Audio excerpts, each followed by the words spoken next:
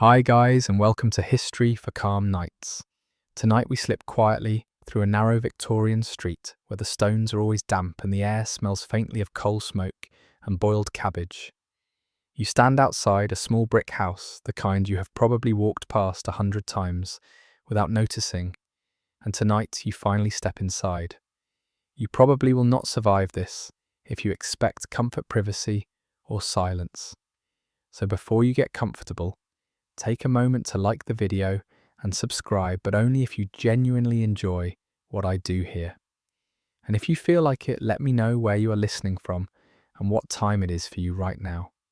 Now dim the lights. You push the door inward, and the sound it makes is not a creak so much as a tired sigh.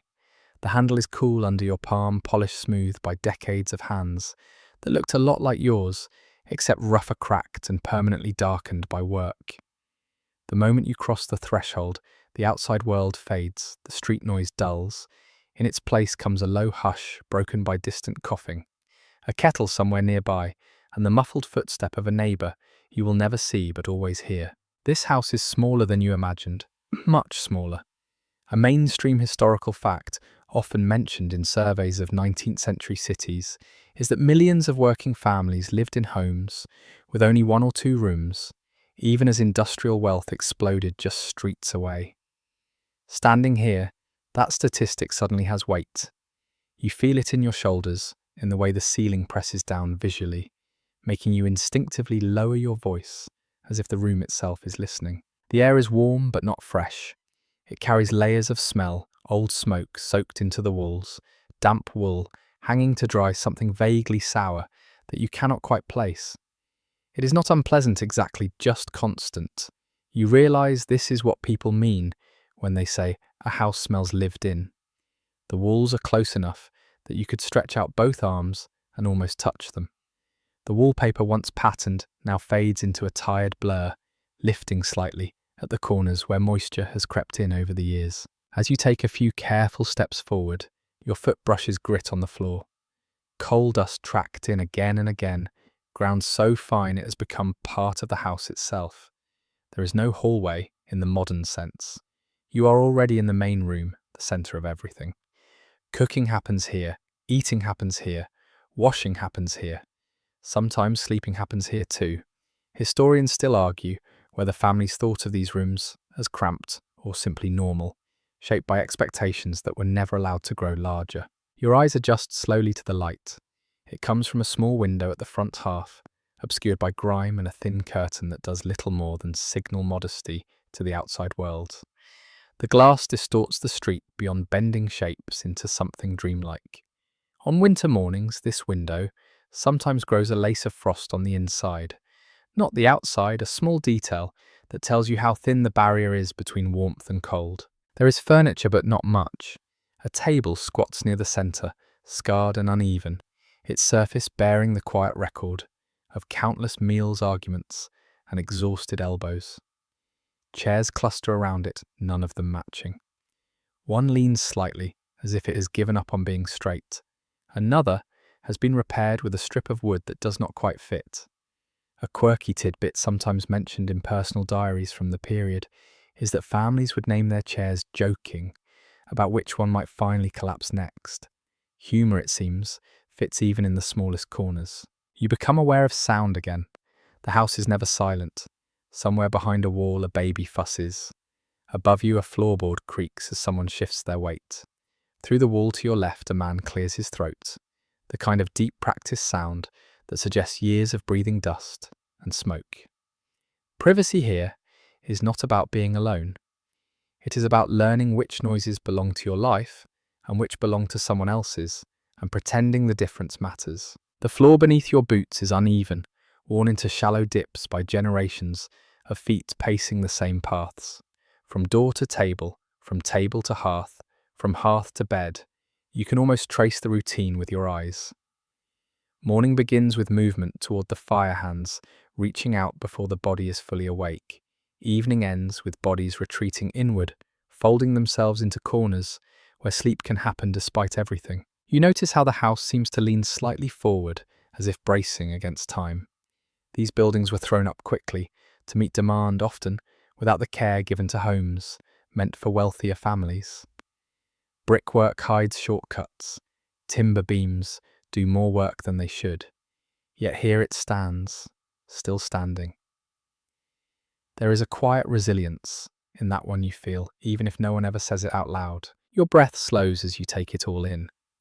You're not rushing. There is nowhere to rush to. This house has its own rhythm, and you sense it beginning to pull you in. Outside, factories roar and carts rattle, but inside, life compresses. Everything essential is within arm's reach. That closeness shapes people. It sharpens tempers sometimes.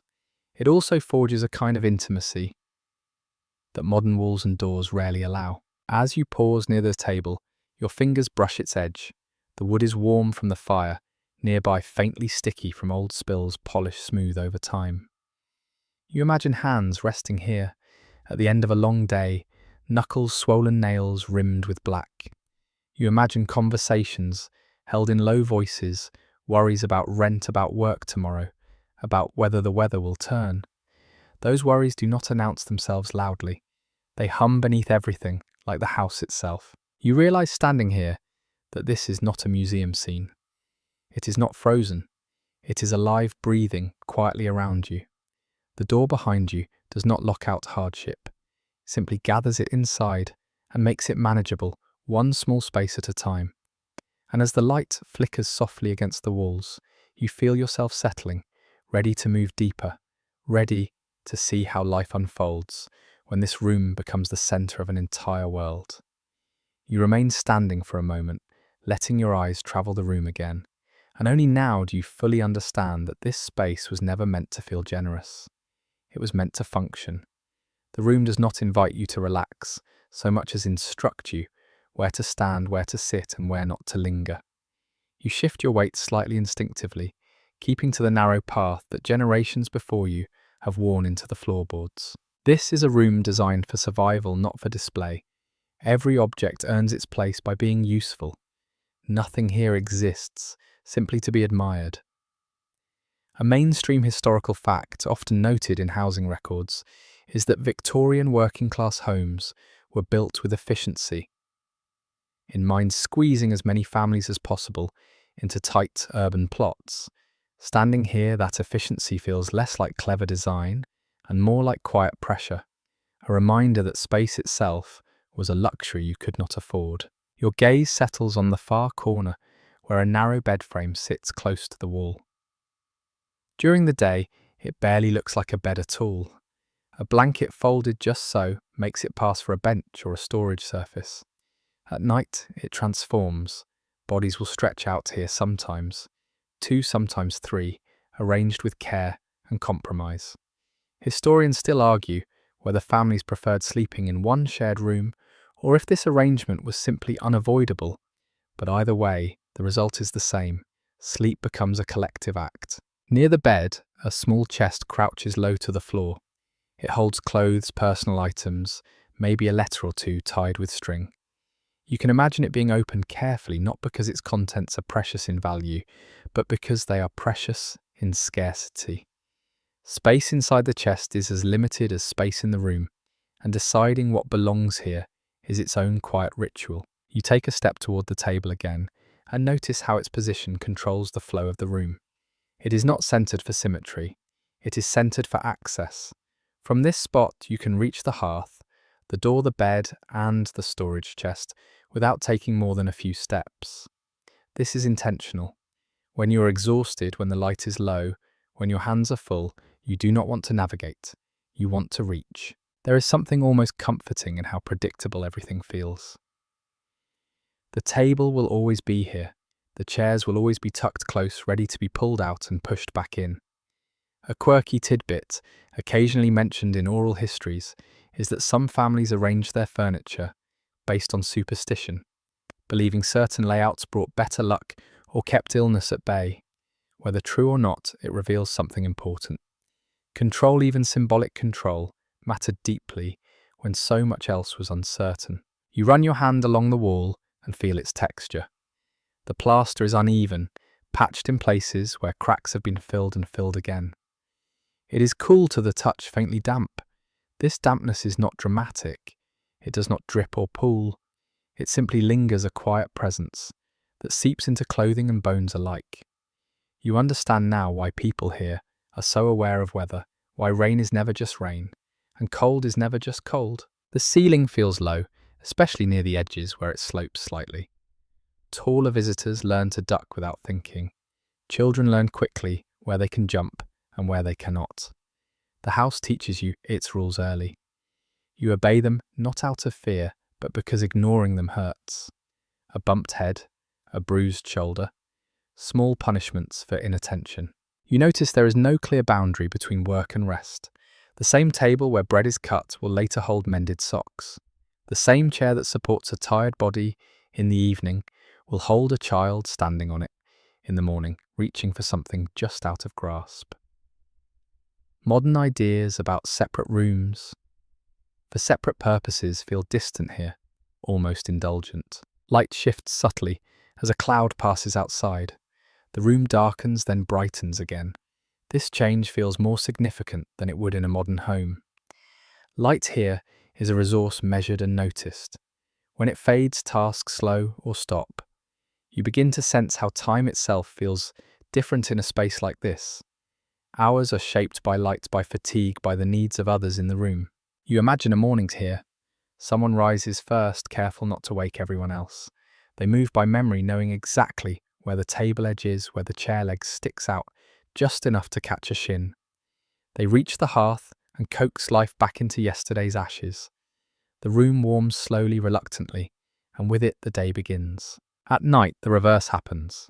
Activity contracts inward, voices soften, movements become economical. There is no wandering off to private corners. Everyone shares the same air, the same warmth, the same exhaustion. You begin to understand how arguments flare quickly here, and how reconciliation must follow just as quickly. There is nowhere to storm off to. There is only this room. Historians still debate whether such close quarters strengthened family bonds or strained them beyond repair. Standing here, you suspect the answer is both. The room magnifies everything. Love feels louder, anger feels sharper, silence feels heavier. Yet within that intensity, routines form. Habits take root. Life continues one small adjustment at a time. As you step back toward the center of the room, you feel less like a visitor and more like part of the pattern. Your movements slow, matching the space. You are learning its logic, its limitations, its quiet resilience. And without realizing it, you are already preparing to see how this single room must stretch itself to hold every need, every season, every story still waiting to unfold. As you settle deeper into the room, the smell becomes impossible to ignore, not because it grows stronger, but because you finally stop resisting it. Coal smoke clings to everything here. It sinks into fabric, seeps into wood, and settles invisibly on skin. You breathe it in with every slow inhale, and after a while, you stop noticing it consciously. That is how people survive it. They let it become normal. A mainstream historical fact, often mentioned in studies of industrial Britain, is that coal was the primary domestic fuel for working-class households, burned daily for cooking and warmth. This simple fact shaped entire lives. You feel it now as a faint dryness at the back of your throat, a reminder that the fire never truly leaves this room, even when it is not burning. The hearth sits low and blackened, its bricks dark with years of use. Ash gathers in the corners, no matter how carefully it is swept. Soot dusts the surrounding wall in a soft grey halo, like a permanent shadow. You can tell where the fire burns hottest by the deeper staining, where heat has slowly altered the surface over time. The hearth is not decorative. It is practical, scarred, and utterly essential. You imagine the ritual of lighting it each morning. Paper scraps, bits of wood, coal added carefully so as not to waste a single piece. The first crackle of flame is more than sound. It is reassurance. It means warmth will come. It means tea will be made. It means yesterday's cold has not won. The fire becomes the room's pulse, rising and falling with the day. The smell shifts subtly, depending on what is burned. Cheap coal produces a sharper tang, almost metallic. Better quality fuel, when it can be afforded, burns cleaner and smells softer, though never truly clean. Sometimes scraps of wood find their way into the fire, adding a brief sweetness before disappearing into smoke. A quirky tidbit found in some personal letters from the era mentions that children could tell what kind of day it would be by how the house smelled in the morning, whether the fire had been lit quickly or hesitantly. Your clothes begin to feel heavier as you stand there. Not physically heavier, but saturated. Wool absorbs smoke readily, holding onto it like a memory. Even hair is not spared. You realize that people carry this smell with them wherever they go, into factories, into shops, into churches. It marks them as surely as accent or clothing.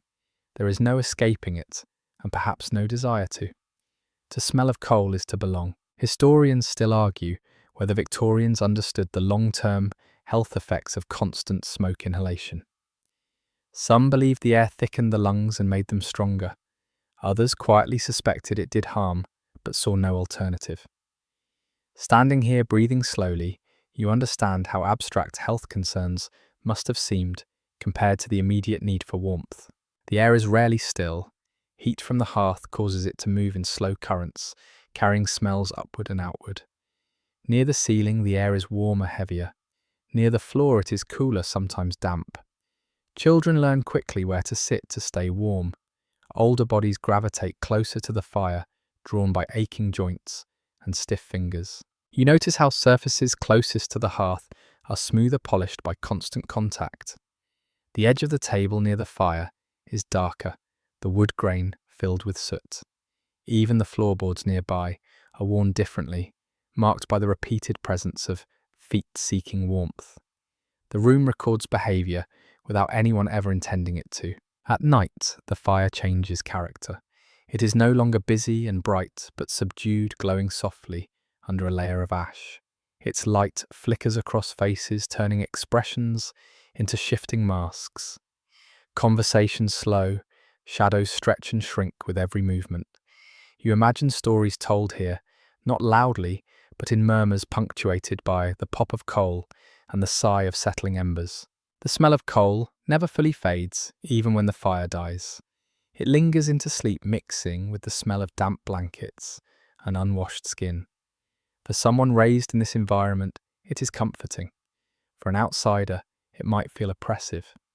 But here it is simply the smell of home. You realize that when people step outside after a long evening indoors, the night air must feel sharp and clean by comparison, even when it is thick with industrial smoke. The contrast alone would be enough to make the outside feel bracing, almost shocking. Inside, the air wraps around you, familiar and unchanging. As you breathe in slowly, you sense how deeply this smell weaves itself into memory. Long after leaving this room, long after the house itself is gone, the scent of coal will be enough to bring it all rushing back. The cramped space, the low ceiling, the shared warmth, the quiet endurance. You shift your stance slightly closer to the hearth and feel its gentle heat against your legs. It anchors you, keeps you present. And as the fire crackles softly, you understand that this smell, this constant presence, is not just a byproduct of life here. It is one of its defining features, shaping days and nights alike as you move ever further into the rhythms of this home. You lean back slightly and notice the walls more closely now, not just as boundaries, but as surfaces that quietly react to everything happening inside this room. They do not simply stand still. They absorb, they release, they respond. The plaster feels cool and faintly clammy beneath your fingertips, as if the house itself is breathing slowly, in time with you. Moisture is everywhere, though rarely dramatic. It does not drip from the ceiling or pool on the floor. Instead, it lingers. It seeps in from the ground, creeps through brick, and settles into plaster with patient determination. One widely accepted observation from housing inspectors of the era noted that damp was nearly universal in working-class dwellings, especially those built quickly during rapid urban expansion. Standing here, that observation feels less like a report and more like a sensation that settles into your bones. The wallpaper tells its own story. What was once patterned with flowers or geometric shapes now appears faded and bruised, lifting slightly where paste has failed. In some spots, the paper has been peeled back and replaced with mismatched patches, chosen not for beauty, but for availability. The wall beneath shows through rough and uneven bearing the marks of past repairs. Each layer suggests an attempt to improve things, or at least to keep them from getting worse. You begin to notice faint dark blooms spreading near the corners and along the lower edges. Mould quiet and persistent. It does not announce itself loudly. It simply exists, tolerated, because there is little choice.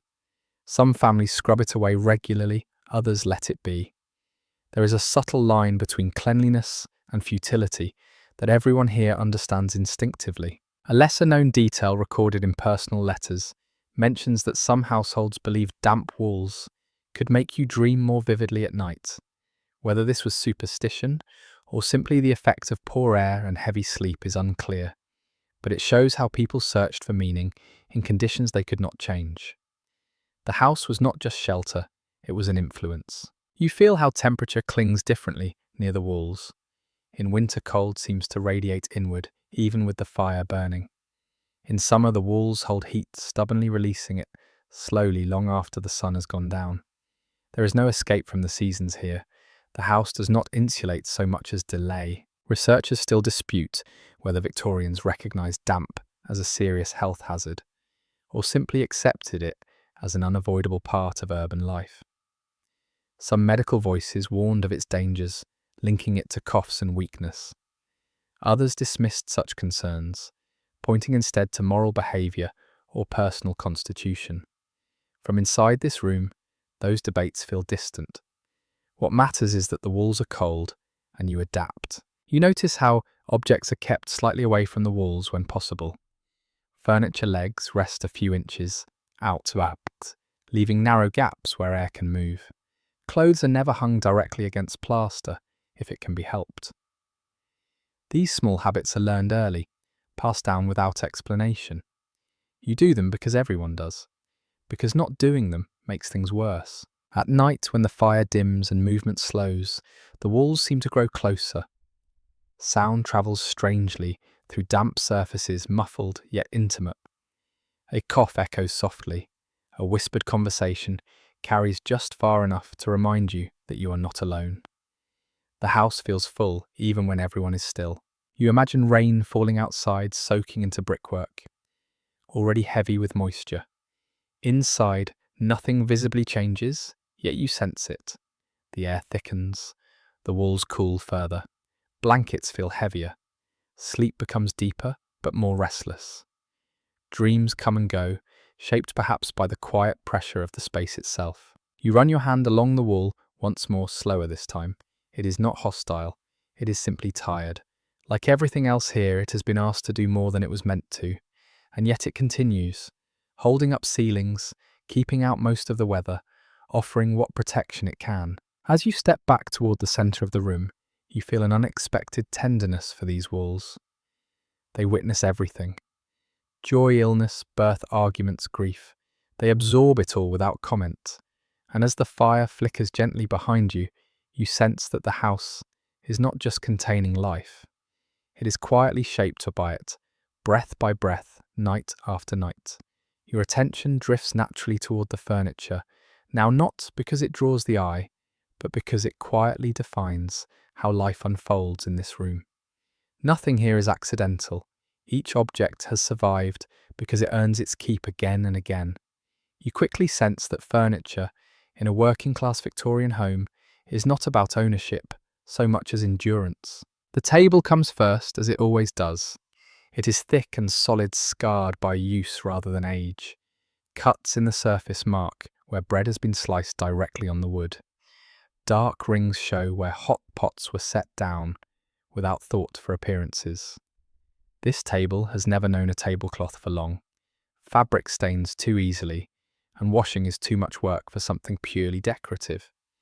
One commonly cited observation from social reformers of the period was that working families often owned fewer than a dozen major household items. Standing here, you realize how intensely familiar each one must have felt. Chairs gather around the table like tired companions. None match, and none are particularly comfortable. One creaks loudly when you shift your weight. Another leans just enough to keep you alert. Comfort is not the goal here, stability is. Chairs are moved constantly, pulled close to the fire, in winter pushed aside during cleaning, repurposed as step stands or makeshift cradles. You imagine a child being warned not to rock too hard, not because of manners, but because repairs take time and money no one has to spare. Against the wall, the bed frame waits quietly. During daylight hours, it does its best to disappear. Blankets are folded, tight pillows stacked neatly, turning it into a bench or storage surface. At night, it becomes something else entirely. Sleep is negotiated here. Who lies where? Who gets the warmer spot? Who curls inward to make space? Scholars still debate whether such arrangements affected sleep quality long term, or if bodies simply adapted, but adaptation is clearly part of the design. Nearby, a narrow chest holds more than possessions. It holds decisions. What to keep, what to mend again. What might be sold if times grow harder. The lid opens stiffly, its hinges complaining softly, and you can imagine the familiar sound being enough to wake someone half asleep. Inside, clothes are folded tightly, sometimes layered with paper to absorb moisture. Letters, if there are any, are tucked carefully away, read and reread until the paper thins. A small shelf holds odds and ends, a chipped mug, a tin for tea, a few mismatched utensils. Nothing is thrown away unless it is truly beyond saving. A curious detail recorded in some household accounts mentions that broken furniture was often kept for years, dismantled piece by piece, to be reused as firewood or repair material. Waste here is unthinkable. Everything has another life waiting. You notice how little floor space remains once furniture is accounted for. Paths are narrow, intentional. You step carefully, already learning where to place your feet without thinking. At night, this knowledge becomes instinct. You can move through the room in near darkness, without collision, guided by memory rather than sight. The furniture carries sound differently too. When someone sits down heavily, the vibration travels through the wood and into the floor. Everyone feels it. When a chair scrapes back, conversation pauses briefly, acknowledging the interruption. Silence here is not empty, it is shared. In moments of illness, furniture rearranges itself again. Chairs pull closer to the bed. The table shifts to make room. Blankets multiply. The room transforms without complaint. Nothing resists being used in new ways. Flexibility is built into every object by necessity. You run your hand along the table edge, once more feeling its familiar curve. Generations of hands have worn it smooth. Children have traced it absent-mindedly while listening to adults talk. Tired workers have leaned on it, gathering strength before standing again.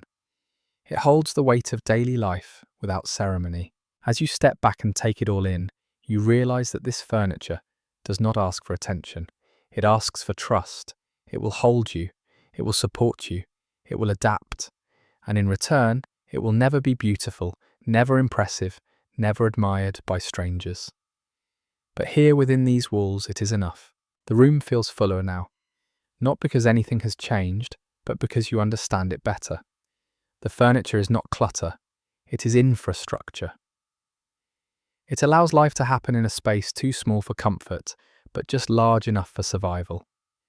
And as the fire murmurs softly nearby, you sense that every scrape, every wobble, every worn surface is part of a quiet agreement between people and the objects that carry them through each long day. You find yourself drawn back toward the hearth again, almost without thinking, as if the room itself is gently steering you there. Everything seems to orbit this spot. The fire is not just a feature of the room. It is its anchor, its heartbeat, the one thing that gives shape to the day. When the fire is strong, the house feels alive. When it weakens, everything else slows in response. This is where mornings begin. Someone crouches low, knees stiff, coaxing embers back to life with careful breath and patience. The first flame is always watched closely. It matters more than clocks ever could. Once it catches the room, warms unevenly, but faithfully heat radiating outward in soft waves. Only then does the day feel possible. One well-established observation from 19th century domestic life is that the hearth served as the primary source of warmth cooking and even light in working-class homes, a single point of dependence that shaped daily rhythms. You stand close enough now to feel the fire's warmth against your shins. It is comforting, but never indulgent. The heat must be shared and space near the hearth is valuable. Children hover here in winter toes, creeping ever closer until someone scolds them gently back. Older hands stretch toward the flames, fingers stiff from cold, and work absorbing warmth as if storing it for later. Cooking happens here too, with movements learned through repetition.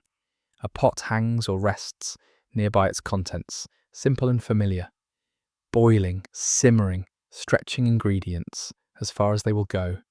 The smell changes as food cooks, briefly overtaking the scent of coal. For a moment, the room smells of broth or tea or bread warming, and that small shift is enough to lift spirits. People notice, they always notice. Evenings belong to the hearth in a different way. After work, bodies gather closer, drawn by habit as much as need. Conversation settles into a low hum. Faces glow softly in firelight lines deepening expressions, gentled by shadow. You imagine someone rubbing tired eyes, another leaning forward with elbows on knees, hands extended toward the heat. Silence is allowed here. It does not feel awkward, it feels earned. There is a commonly repeated detail in household accounts that the hearth was often the cleanest part of the room, despite constant use. Ash was swept carefully. Tools were kept in order. This was not about appearances. It was about respect. Disorder here meant wasted fuel or dangerous sparks. The fire demanded attention and gave warmth in return. You noticed the tools nearby, a poker darkened and bent, tongs with uneven grips, a small shovel for ash. Each one bears signs of long service. Handles are smoothed by hands that have reached for them thousands of times. Children learn early not to touch these tools without permission. The fire teaches boundaries swiftly and without mercy. Some families hang small objects near the hearth, not for decoration but for meaning. A horseshoe, a scrap of ribbon, a faded image. These are not displayed proudly. They are placed quietly, meant to watch rather than be seen. There is an old belief mentioned occasionally in folklore collections that the hearth protected the home from misfortune, and that keeping certain items nearby helped strengthen that protection. Whether believed literally or not, the act itself offers comfort. Researchers still debate whether the emotional importance of the hearth was consciously acknowledged by Victorian families or simply absorbed through routine. From where you stand, the answer feels obvious. When the fire falters, anxiety rises. When it burns steadily, the room relaxes. Mood follows flame. At night, the hearth shifts again. It becomes softer, quieter. Embers glow under ash, releasing warmth, slowly, carefully rationed until morning. Someone checks it before sleep, nudging coals into place, ensuring it will survive the night. There is satisfaction in this small act. It means less effort tomorrow. It means continuity. You imagine lying down with the fire still breathing quietly, its warmth reaching you, even at the edges of the room. Shadows dance lazily across walls and ceiling. The sound of crackling fades into background noise, joining breathing distant footsteps, the occasional cough.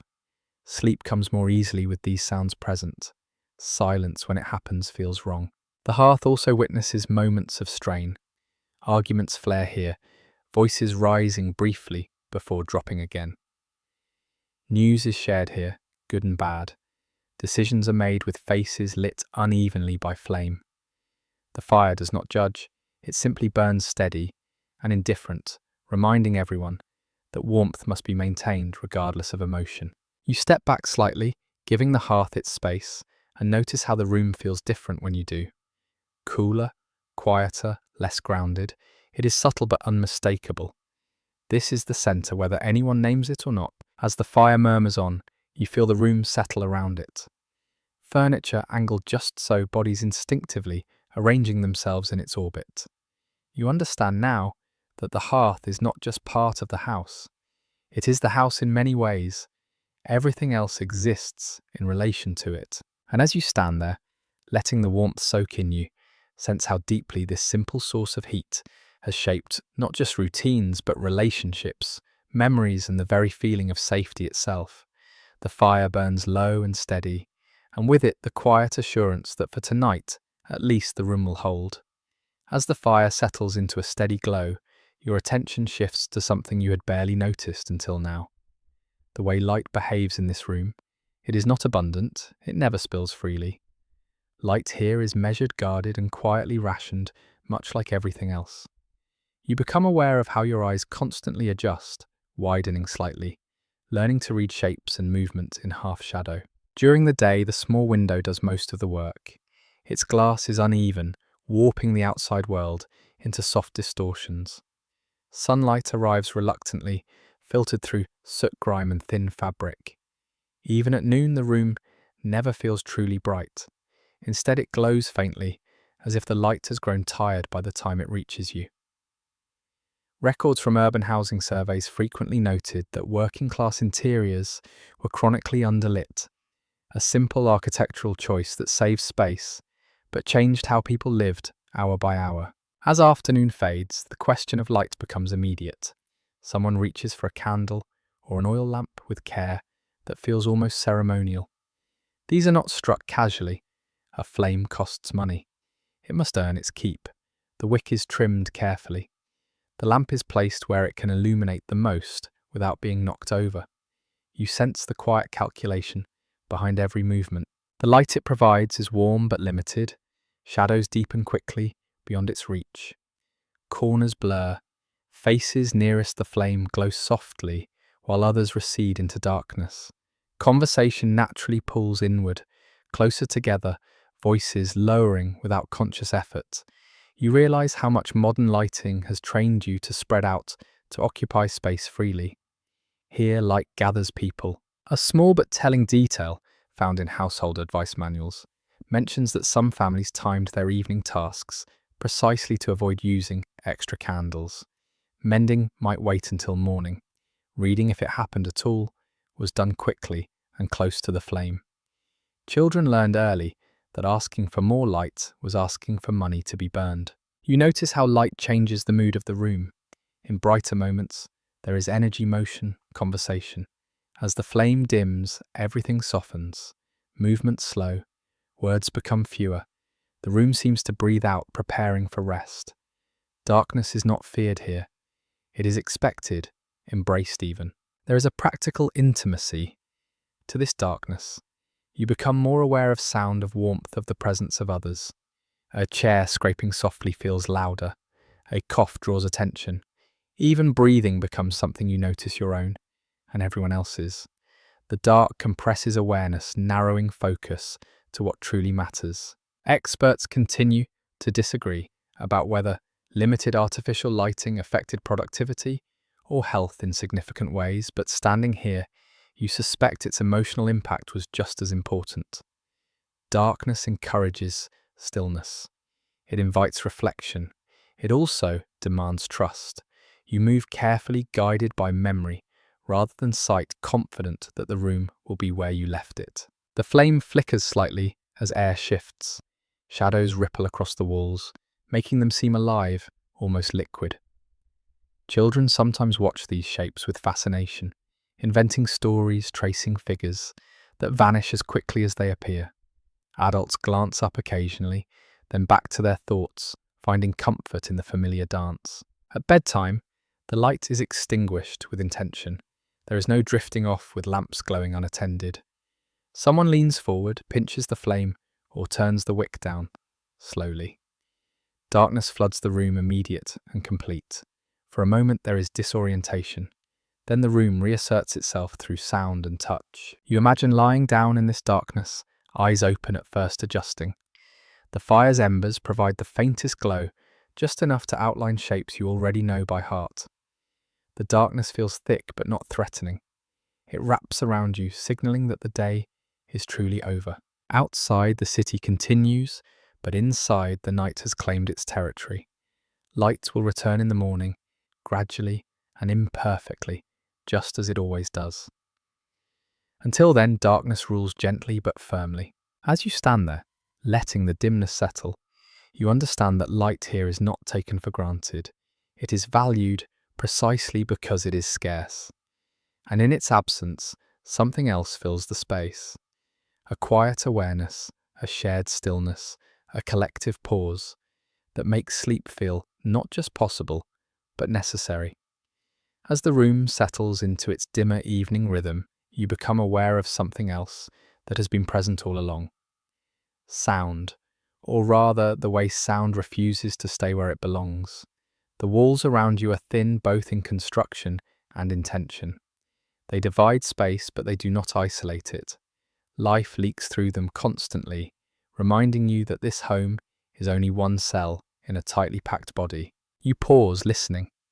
A chair scrapes somewhere to your right, not in this room, but close enough to feel familiar. A baby fusses through the wall, the sound softened yet unmistakable. Footsteps pass overhead, slow and careful, as if the person walking knows exactly where each board will complain. You are never fully alone here, even when the room is quiet. Contemporary observers of Victorian urban housing frequently noted how closely families lived together, often separated by little more than a brick wall or thin wooden partition. From the inside, that observation becomes a lived experience. Sound does not knock before entering.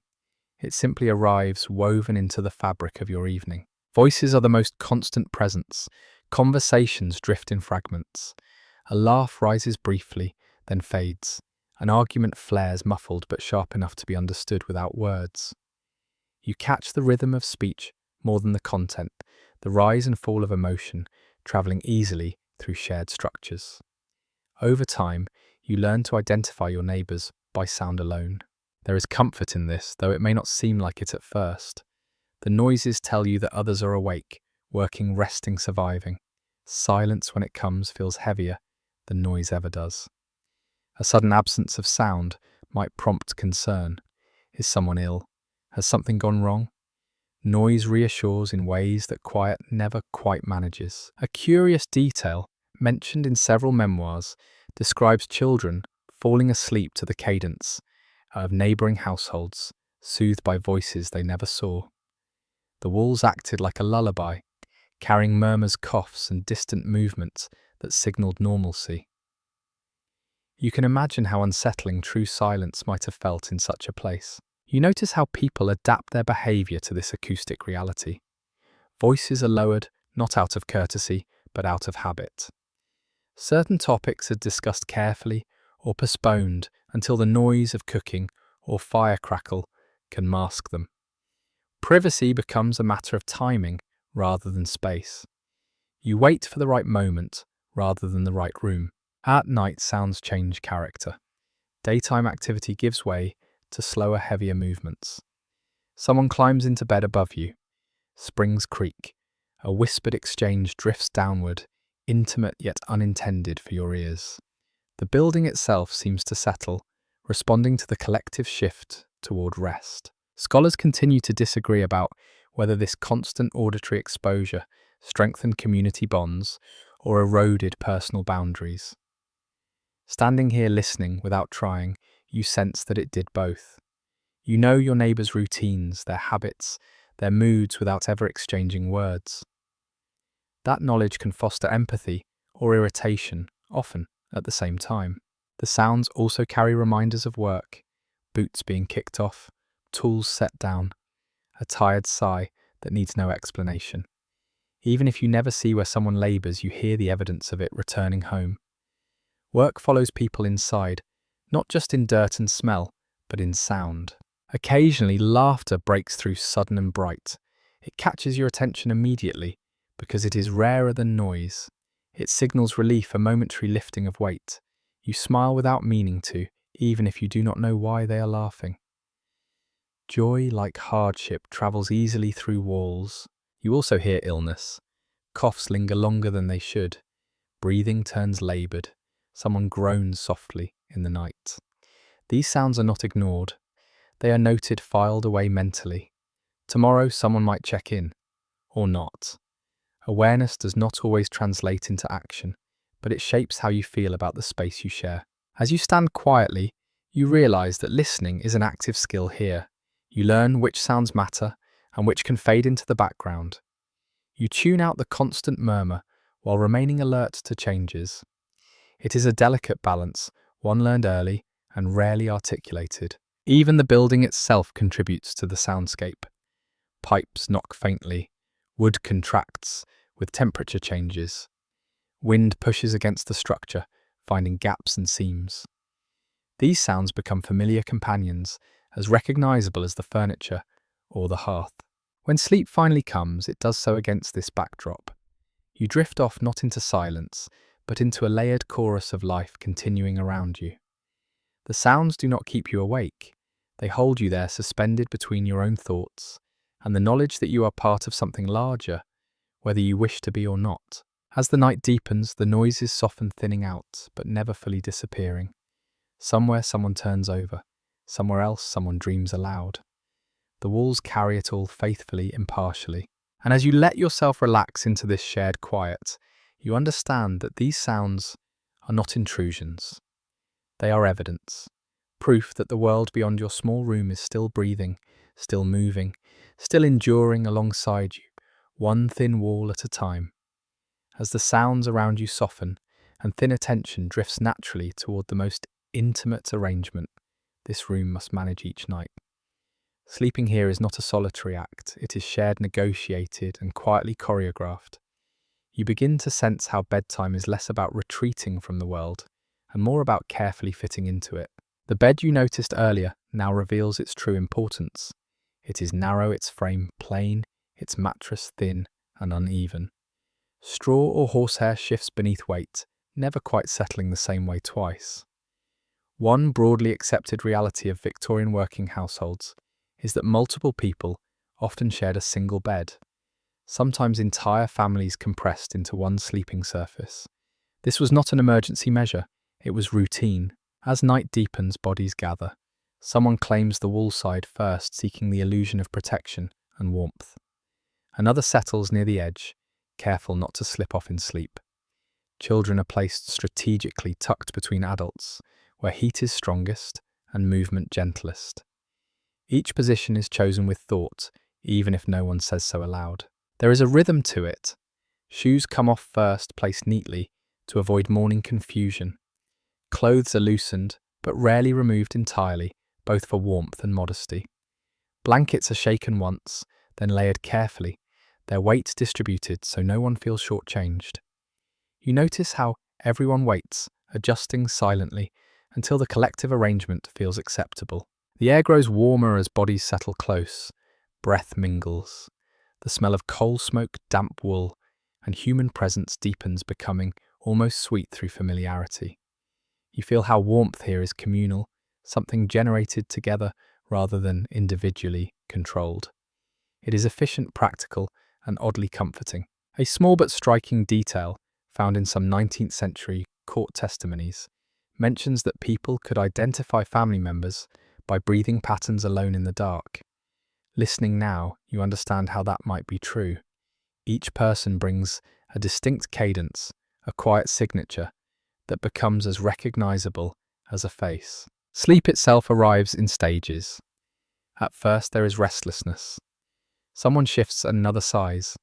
A whispered comment passes between adults too soft for children to hear clearly. Then movement slows. Breathing evens out. The bed seems to exhale as tension leaves it. Privacy here is redefined. It does not mean being unseen. It means being understood and ignored at the same time. You are aware of every body near you, yet you learn to look inward to carve out a small mental space where sleep can happen. This skill is learned early, honed through necessity. Historians continue to question whether shared sleeping increased emotional closeness or simply reflected economic pressure.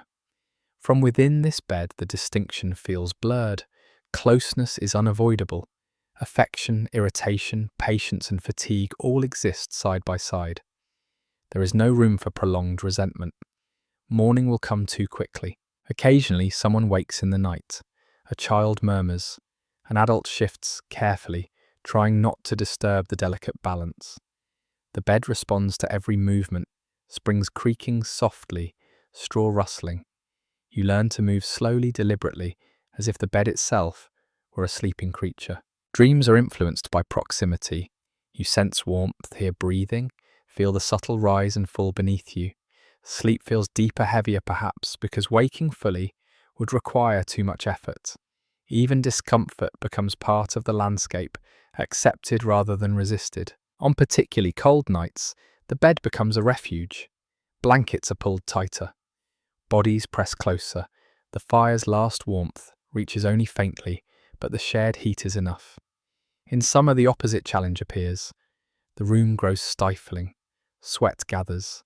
Sleep becomes lighter, punctuated by small adjustments and whispered complaints.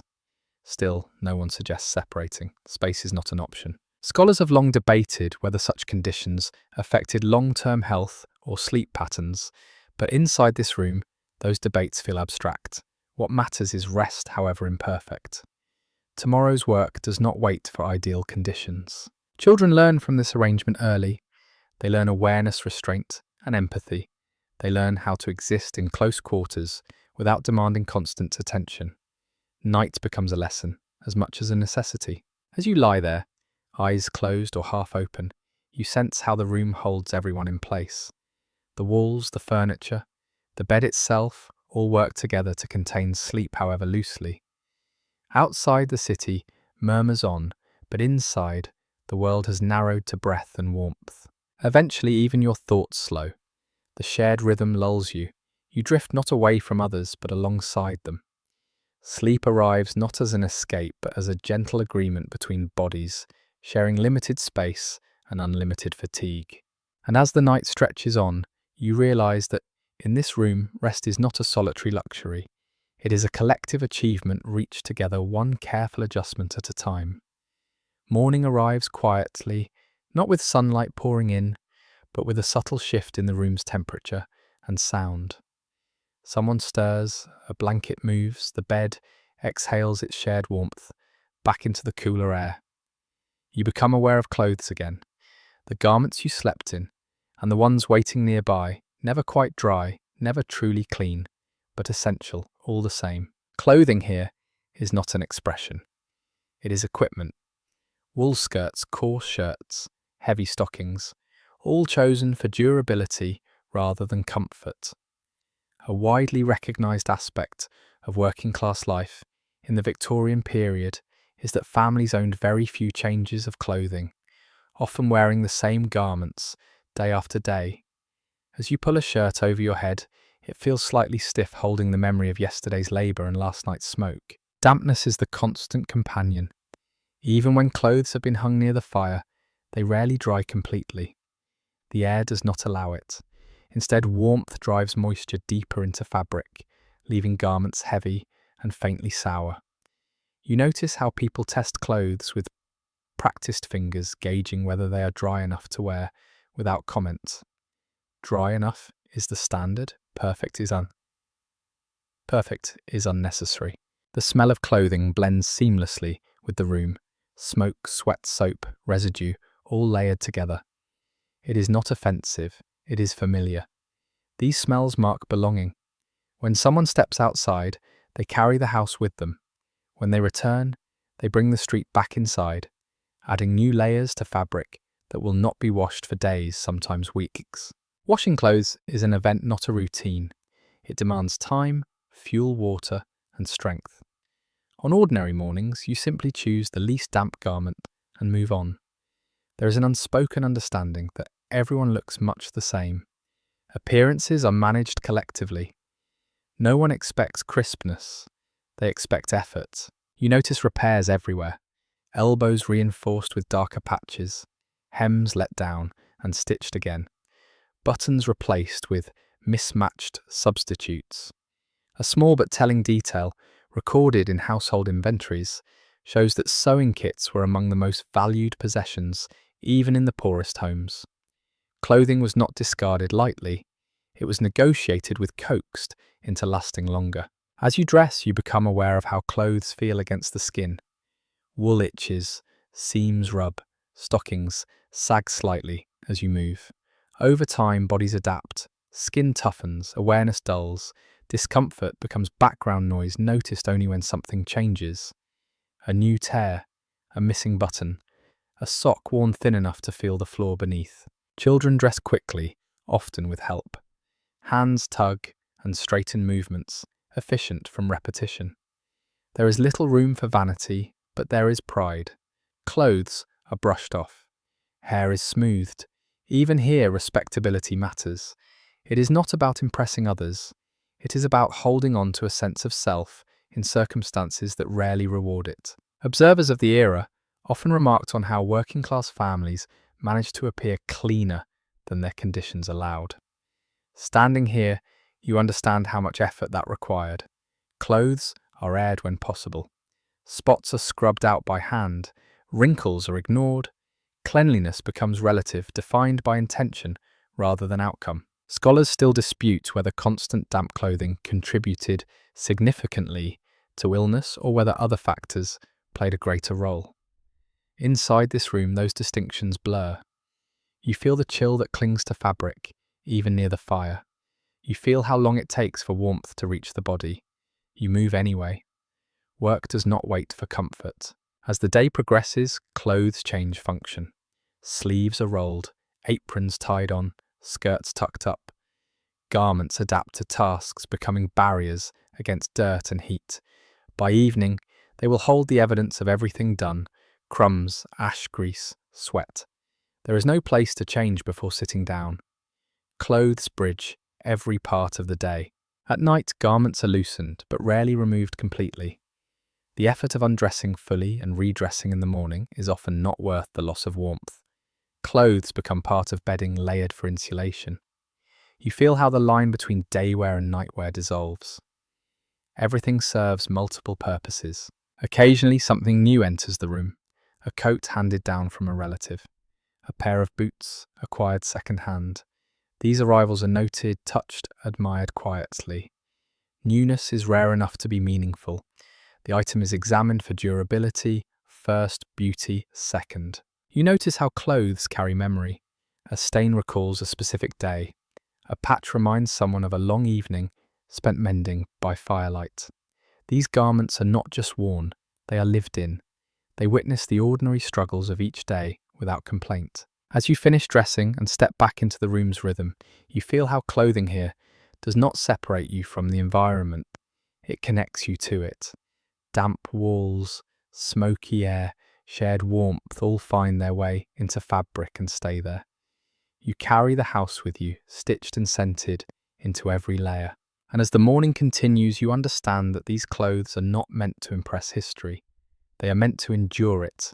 They do their job, quietly absorbing the weight of work and weather alike, just as the people wearing them do day after day without pause. By the time clothes have absorbed another morning of movement, your thoughts drift toward the work that keeps them in rotation. Laundry here is never a small task tucked neatly into a schedule. It is a full event, anticipated with a mix of resolve and quiet dread. You feel it approaching long before it happens, in the stiffening of fabric, the deepening of odours, the way garments seem to sag with accumulated days. Washing does not happen often, and when it does, it reshapes the entire household. A commonly acknowledged reality of 19th century working homes is that laundry was done infrequently because it required fuel, water time, and strength, all of which were in limited supply. Knowing this, you understand why people tolerate smells that might seem unbearable now. They are not signs of neglect. They are signs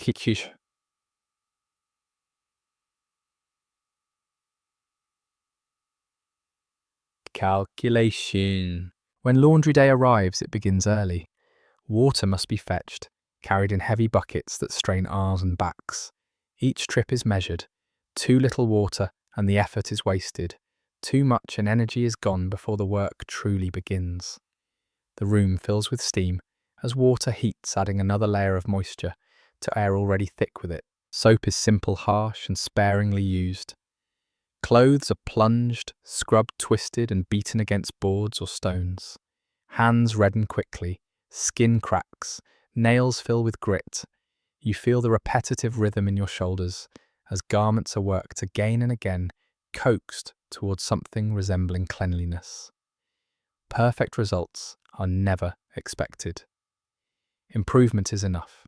A curious observation found in some household guides notes that people often judge laundry success by smell rather than appearance. If the sourness faded, the job was considered done. Stains might remain, fabric might stiffen, but the worst of the odour would lift at least temporarily. Cleanliness here is practical, not aesthetic. As clothes are wrung out, water drips onto the floor, darkening boards already stained from years of similar efforts. There is nowhere ideal to hang garments. Lines are strung across the room. Chairs are repurposed as drying racks. Clothes are draped near the fire, turned carefully to avoid scorching. The room transforms into a maze of damp fabric, forcing everyone to move more slowly, more deliberately. The smell during this time is intense. Wet wool releases everything it has absorbed. Smoke, sweat, dirt all bloom into the air at once. It is overwhelming at first, then strangely familiar. You breathe shallowly, without thinking, adapting as people always do. By evening, the smell will soften, settling back into its usual background presence. Children are often tasked with small parts of the process, carrying lighter items, turning garments, watching to make sure nothing slips too close to flame. These tasks are not framed as chores. They are simply part of living. Participation is expected, learned through observation rather than instruction. Those who study domestic life still question whether the physical toll of laundry contributed significantly to chronic fatigue among working-class women. From inside this moment, the answer feels obvious. The work is relentless. There are no shortcuts. When the last garment is finally hung, there is no celebration. There is only exhaustion, and the knowledge that the cycle has merely reset. As clothes dry slowly, they stiffen, losing softness with each wash. Fabric weakens, repairs become inevitable. The sewing kit comes out again. Patches are added, tears closed. Laundry day bleeds into mending without pause.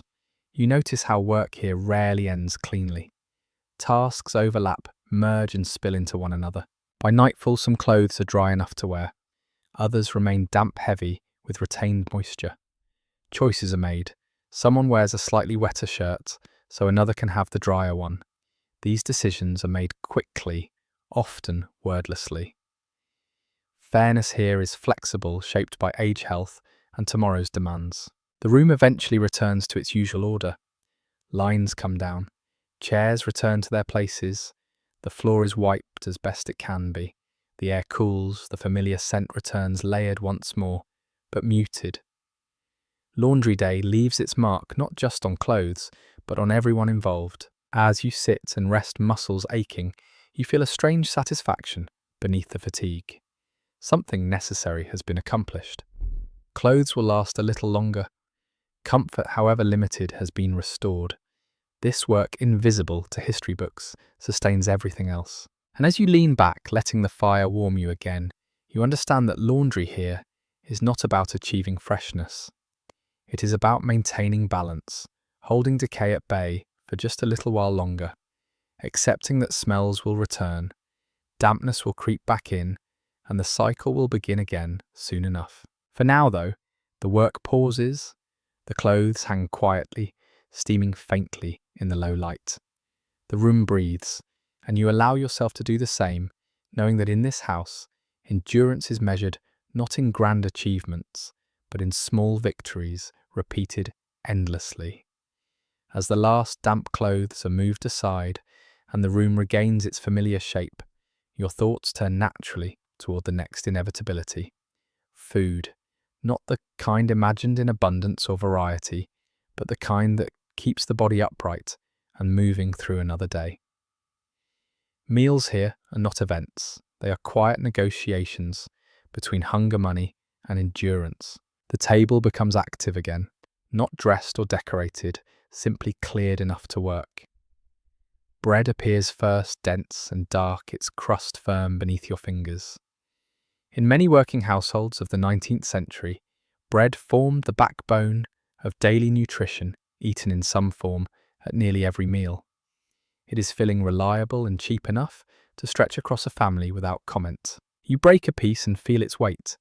This is not airy bread. It demands chewing. It sits heavily in the stomach, which is precisely the point. Hunger is something to be subdued, not indulged. Alongside it, there may be drippings scraped carefully from cooled meat fats saved from previous meals. It melts slightly when spread, adding richness without requiring fresh ingredients. A kettle rattles softly near the hearth. Tea follows bread closely, not as luxury, but as necessity. The hot liquid warms hands and stomach alike. It also disguises the taste of water that may not always be pleasant on its own. You notice how mugs are held carefully, passed slowly, treated with more respect than their chipped edges might suggest. Meals are simple, because they must be. A pot may hold broth thickened with barley, or potatoes perhaps flavoured with onion, when available. Meat appears rarely, and in small quantities often stretched across several meals, through stews and gravies. A well-documented aspect of urban working diets is their reliance on repetition, the same ingredients, cycling endlessly with minor variation. Variety is replaced by familiarity. You sit and eat without hurry, not because there is leisure, but because eating quickly offers no advantage. The room is warm, the fire is steady. This moment is as good as it will get for a while. Conversation, if it happens, stays low and practical. Plans for tomorrow. Complaints about work. Observations about weather. Food keeps mouths busy and thoughts grounded. A lesser-known detail mentioned in some factory workers' letters describes how people judged a meal not by taste but by how long it delayed the return of hunger. As you eat, you understand this logic. Satisfaction is measured in hours, not pleasure. The meal does its job if it carries you through until the next one. Children eat alongside adults, learning quickly to accept what is given without fuss. There is no separate menu, no accommodation for preference. Taste is shaped by availability. Over time, the familiar flavours become comforting, even welcome. A meal that tastes exactly as expected offers reassurance in an unpredictable world. Scholars still dispute whether nutritional deficiencies were fully understood by working families or simply endured without explanation. From inside this room, the question feels secondary. People notice weakness, fatigue, illness. They respond by eating more when possible, resting when allowed. The language of vitamins and balance does not exist here. Only the language of getting through. After the meal, there is little ceremony. Plates are scraped clean, crumbs gathered carefully. Nothing edible is wasted. Even hardened bread is saved soaked, later repurposed. The table returns to its other roles without complaint. It will soon hold mending paperwork or simply tired elbows resting in silence. You notice how eating draws people closer together physically. Chairs angle inward, bodies lean toward the center. The act of sharing food compresses the room further briefly, intensifying its sense of togetherness. When the meal ends, that closeness lingers for a moment before dispersing. Occasionally something different appears. A piece of fruit, a bit of sugar, a scrap of meat larger than usual. These moments are noted quietly. Eyes brighten, portions are adjusted carefully. Such changes break the monotony, just enough to be memorable. Later, someone might recall that day as a good one simply because the food was better. As the evening wears on, hunger begins to recede, replaced by heaviness and warmth. The fire crackles softly. The room grows quieter. Eating here is not about celebration, but it creates a subtle shift nonetheless. Bodies relax, movements slow. The day's sharp edges soften. You lean back slightly, feeling the table's worn edge against your ribs, and realize how deeply food structures the rhythm of this home. It dictates when people gather, when they pause, when they push on. It is not glamorous, not varied, but it is dependable, in a way few things here are. Later, as darkness thickens and light is rationed again, the memory of the meal lingers. Not its flavour, but its effect. The steadying of nerves, the quiet reassurance that for tonight at least, hunger has been answered. And as you sit there listening to the low sounds of the house settling around you, you understand that food here is not meant to delight, it is meant to sustain. It does that job faithfully meal after meal, anchoring lives that have little room for excess, but a great need for continuity. The pot will be scraped again tomorrow. The bread will be broken again. The kettle will boil again. And each time the ritual will repeat, modest and unremarkable, quietly keeping everything else possible. The meal settles into you slowly, not with pleasure exactly, but with a steadying weight that makes the room feel calmer. Bread and tea have a way of doing that. They do not excite the senses, they quiet them. You feel your shoulders drop a little as warmth spreads outward from your stomach, and for a moment the house feels almost gentle. Bread here is not a side, it is the foundation. Thick slices rest directly on the table, their dark crumb dense enough to leave fingerprints when pressed. You notice how everyone handles it with familiarity, breaking, rather than cutting when knives are dull or simply unnecessary. Crumbs scatter and are immediately gathered, brushed into a waiting cloth or cupped palm. Nothing edible is left behind. Dripping follows bread as naturally as shadow follows light. Saved carefully from previous cooking, it waits in a small container near the hearth, semi-solid and pale. When spread, it melts into the warm surface, adding richness without extravagance. There is satisfaction in this thrift in making something substantial from what might otherwise be discarded. A widely acknowledged detail from household budgets of the era is that fats were treasured not for flavour alone, but for the energy they provided in physically demanding lives. Tea arrives in mugs that bear chips and cracks without apology. The liquid is dark and strong, brewed to stretch leaves as far as they will go. Sugar, when present, is used sparingly. You notice how the mug is cradled between both hands, as much for warmth as for comfort.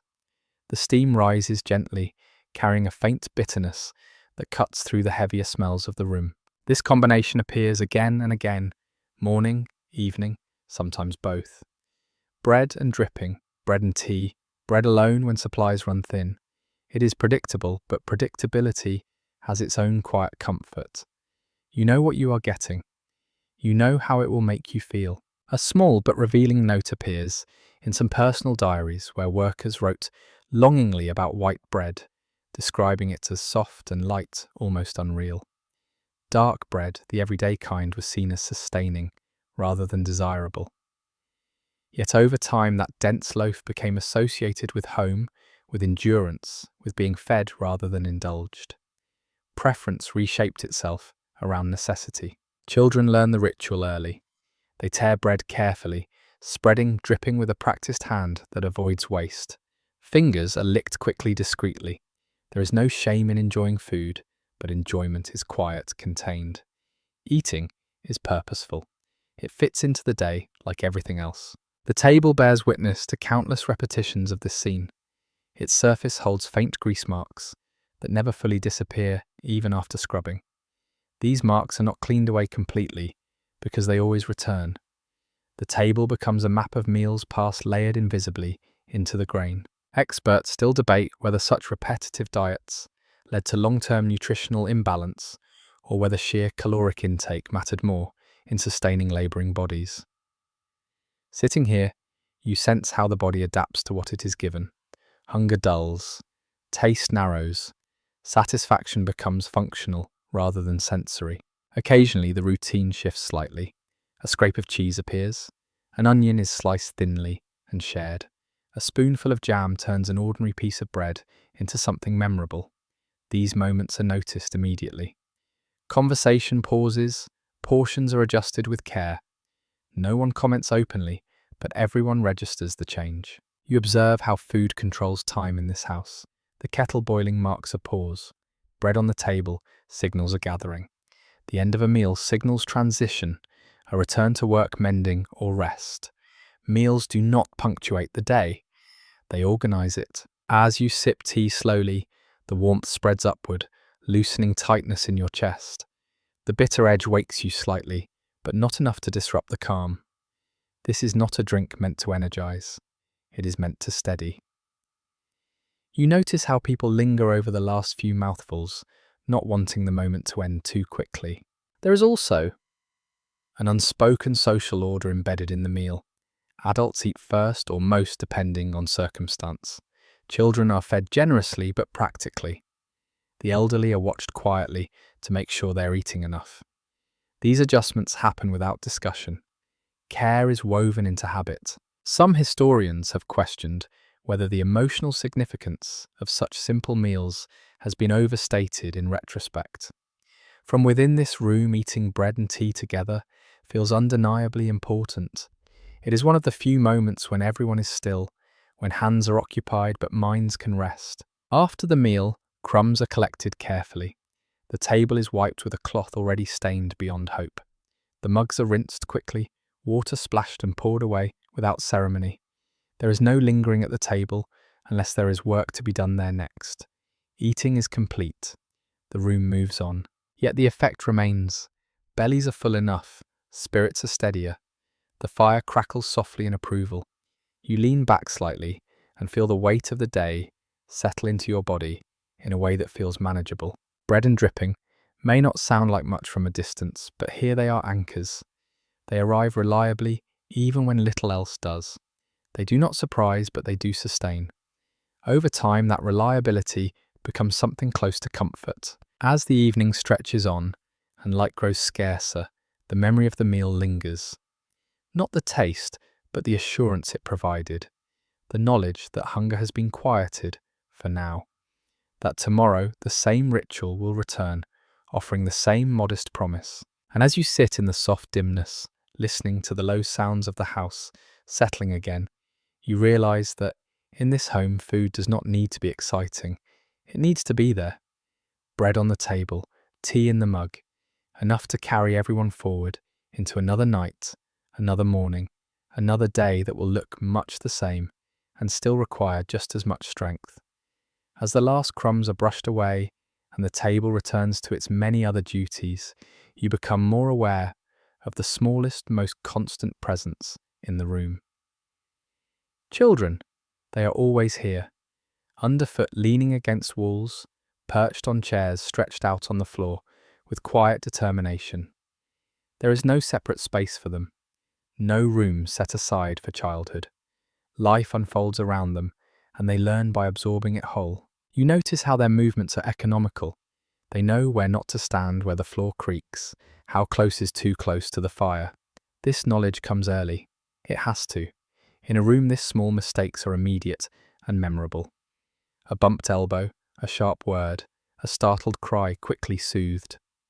Lessons arrive without formal teaching. One widely accepted observation in accounts of working-class households is that children spent far more time indoors than we often imagine, especially in crowded urban areas. The street may call to them, but the home remains the centre of their world. Here they play in fragments. A few minutes with a bit of string, a game invented from nothing. Laughter bursts out then is quickly reined in when it grows too loud. You see how play adapts to space. There is no running, no spreading out. Games are quiet, imaginative, contained. Children trace patterns in dust on the floor. They whisper stories to one another. They watch adults closely absorbing gestures and tones as much as words. Childhood here is not sheltered, it is embedded. Older children drift naturally toward responsibility. They fetch water, mind younger siblings, pass tools, hold things steady. These tasks are not framed as burdens, they are simply expected. Participation equals belonging. You notice how quickly children move when asked not out of fear but familiarity. This is how the room functions. A small but telling detail found in school attendance records shows that many children arrive tired, sometimes already having completed several household tasks before lessons began. Standing here, you understand how that happens. The day starts early. Everyone contributes. Childhood is shaped by necessity rather than schedule. Noise is managed carefully.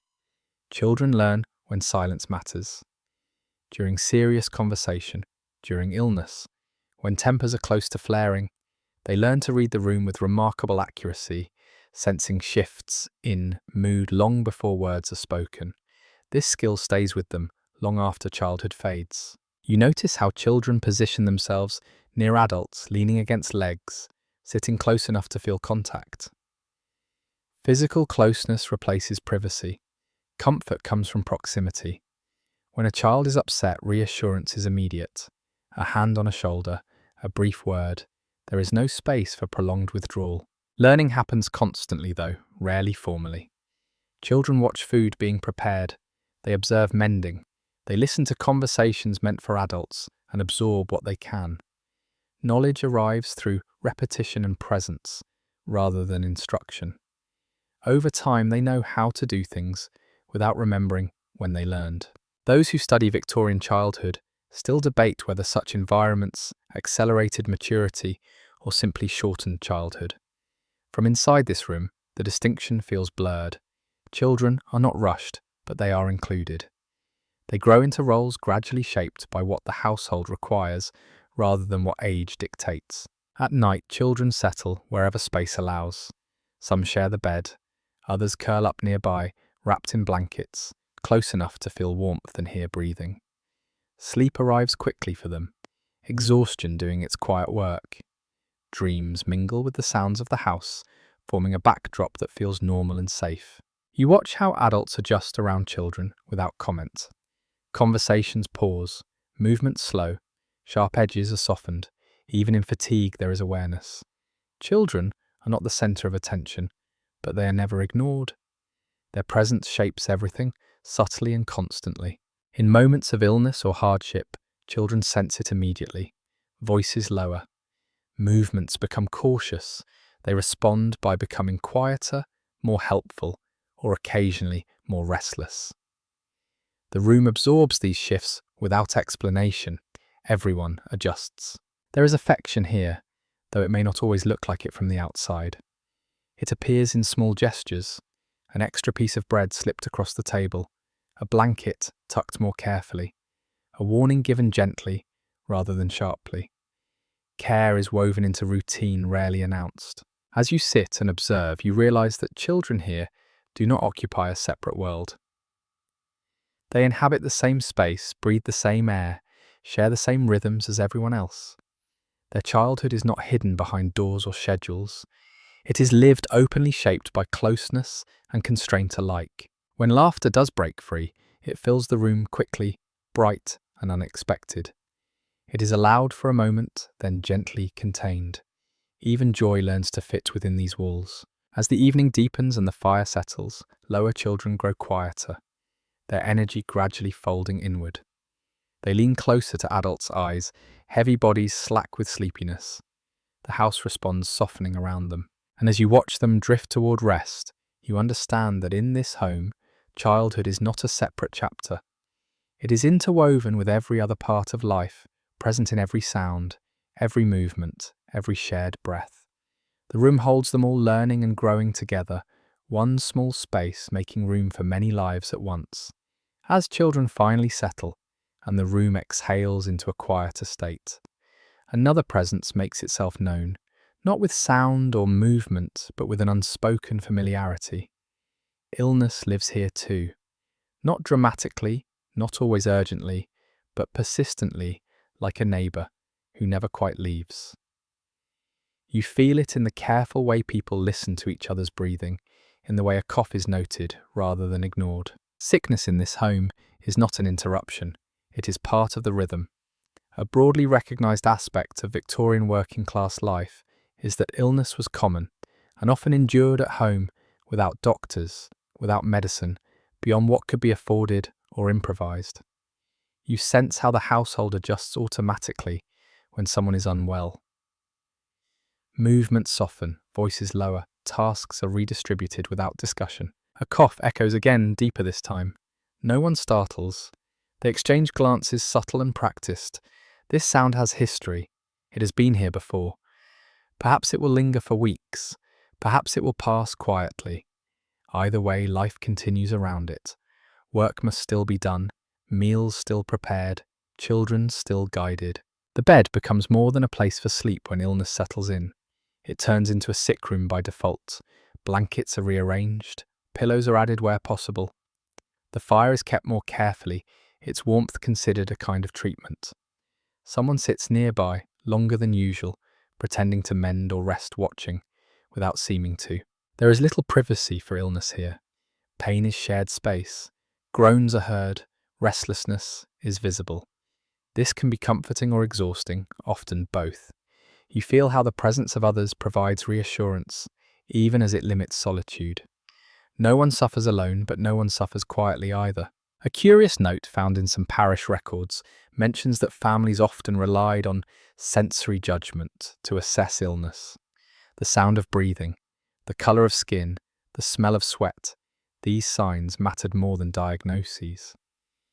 Standing here, you understand how attuned people become when observation replaces explanation. Remedies are simple. Warm drinks, rest when possible, a cloth soaked in water, placed gently on the forehead. Sometimes herbs are added to tea, passed down through habit rather than certainty. There is no illusion of cure. The goal is comfort, containment, waiting. Those who study the period still debate whether people resigned themselves to illness or actively fought it within their means. From inside this room, the answer feels layered. There is acceptance, yes, but also vigilance. People watch closely. They adjust quickly. They do what they can with what they have. Children learn about illness early. They see it, hear it, understand its seriousness without needing explanation.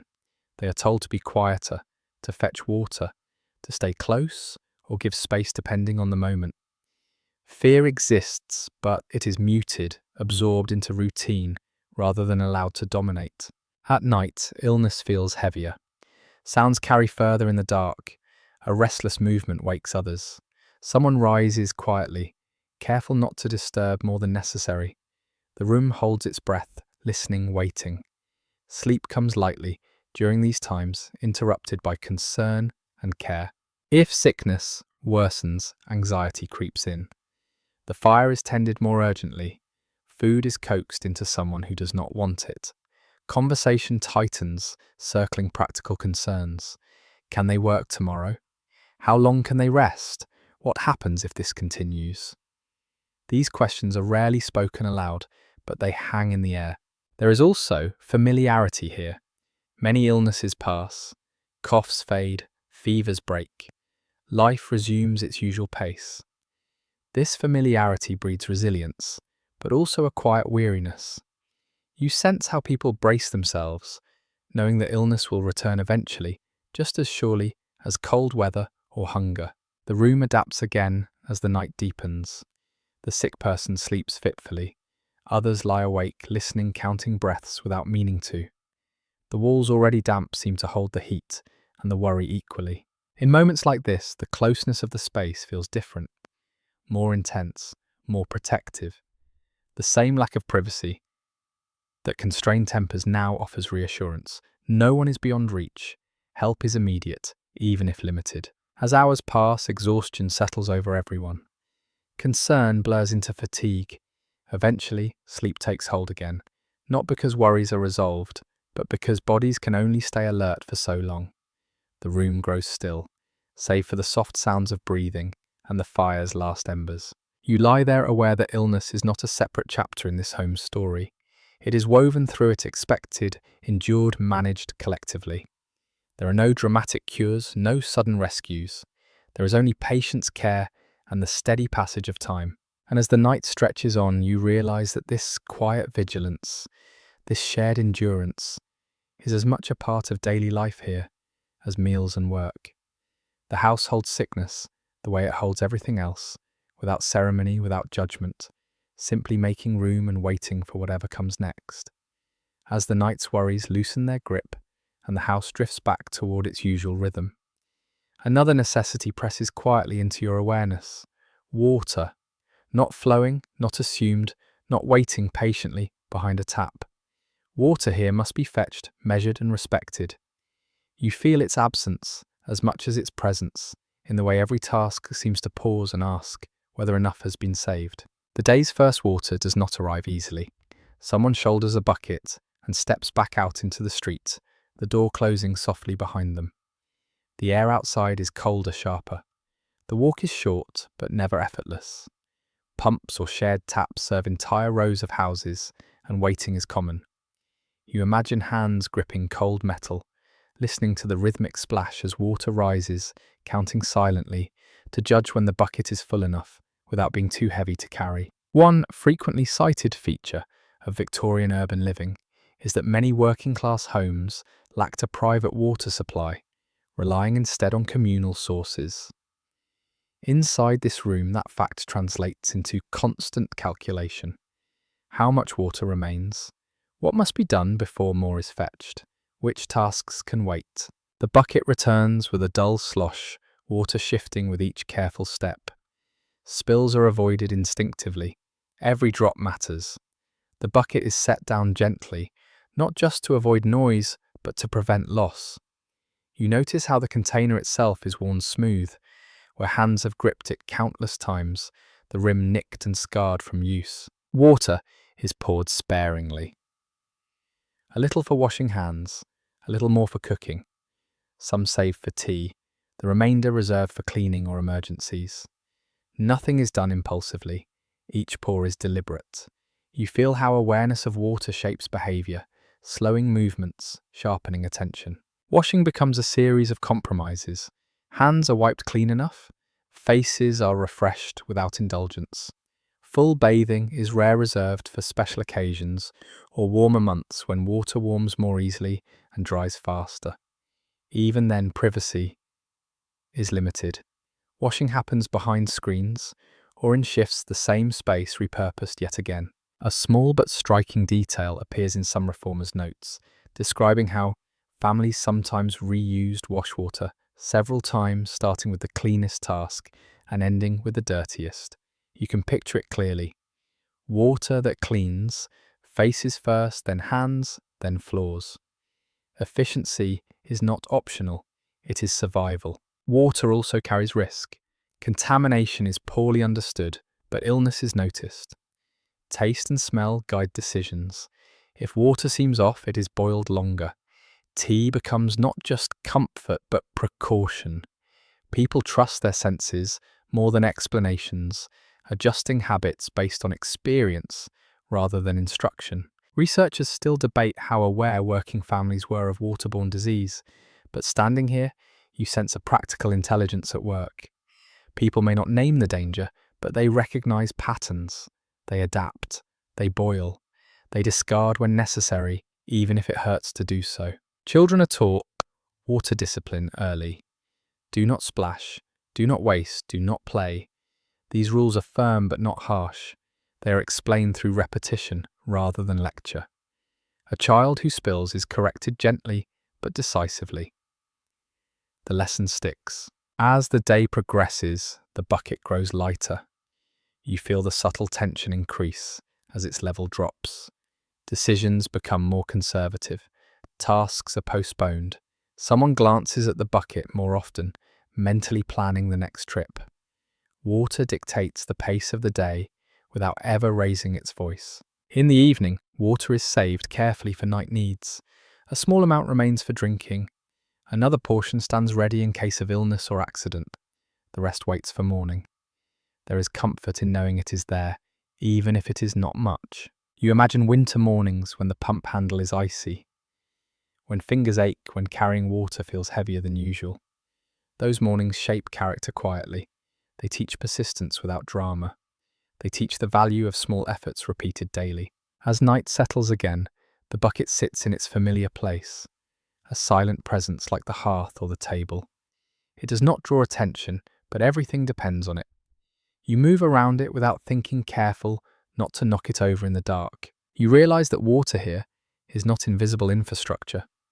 It is part of daily consciousness. Its scarcity sharpens awareness. Its presence brings relief. It connects the home to the outside world, requiring regular trips, beyond the door reminders that the house does not exist alone. And as you rest, listening to the house breathe softly around you, you understand that water is not just a resource here. It is a rhythm, a repeated journey, a series of small careful decisions that make everything else possible. Tomorrow, the bucket will empty again, Tomorrow, someone will step back out into the street. For now, though, enough remains. The fire glows, the room is still.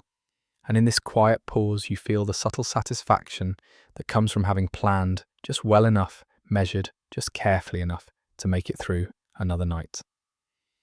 With the bucket set safely aside and the night secured, for now, your thoughts turn to something less tangible, but no less important: privacy, or rather, the version of it that exists here. You begin to realize that privacy in this home does not mean being alone. It means learning how to be unseen while fully present. There are no doors to retreat behind, no quiet rooms where thoughts can unfold without interruption. Every emotion, every conversation, every pause happens in shared space, yet somehow people manage. They create boundaries out of timing posture tone. A widely acknowledged aspect of working-class domestic life is that personal space was scarce, forcing families to develop social rather than physical forms of separation. Standing here, you feel how natural those adaptations become. You watch how someone angles their body slightly away when lost in thought, signaling a desire not to be engaged, how another lowers their voice, trusting that others will choose not to listen too closely. These gestures are subtle, almost invisible to outsiders, but they are understood immediately by those who live here. Respect is negotiated moment by moment. Moments of emotional vulnerability are handled carefully. Tears are wiped quickly.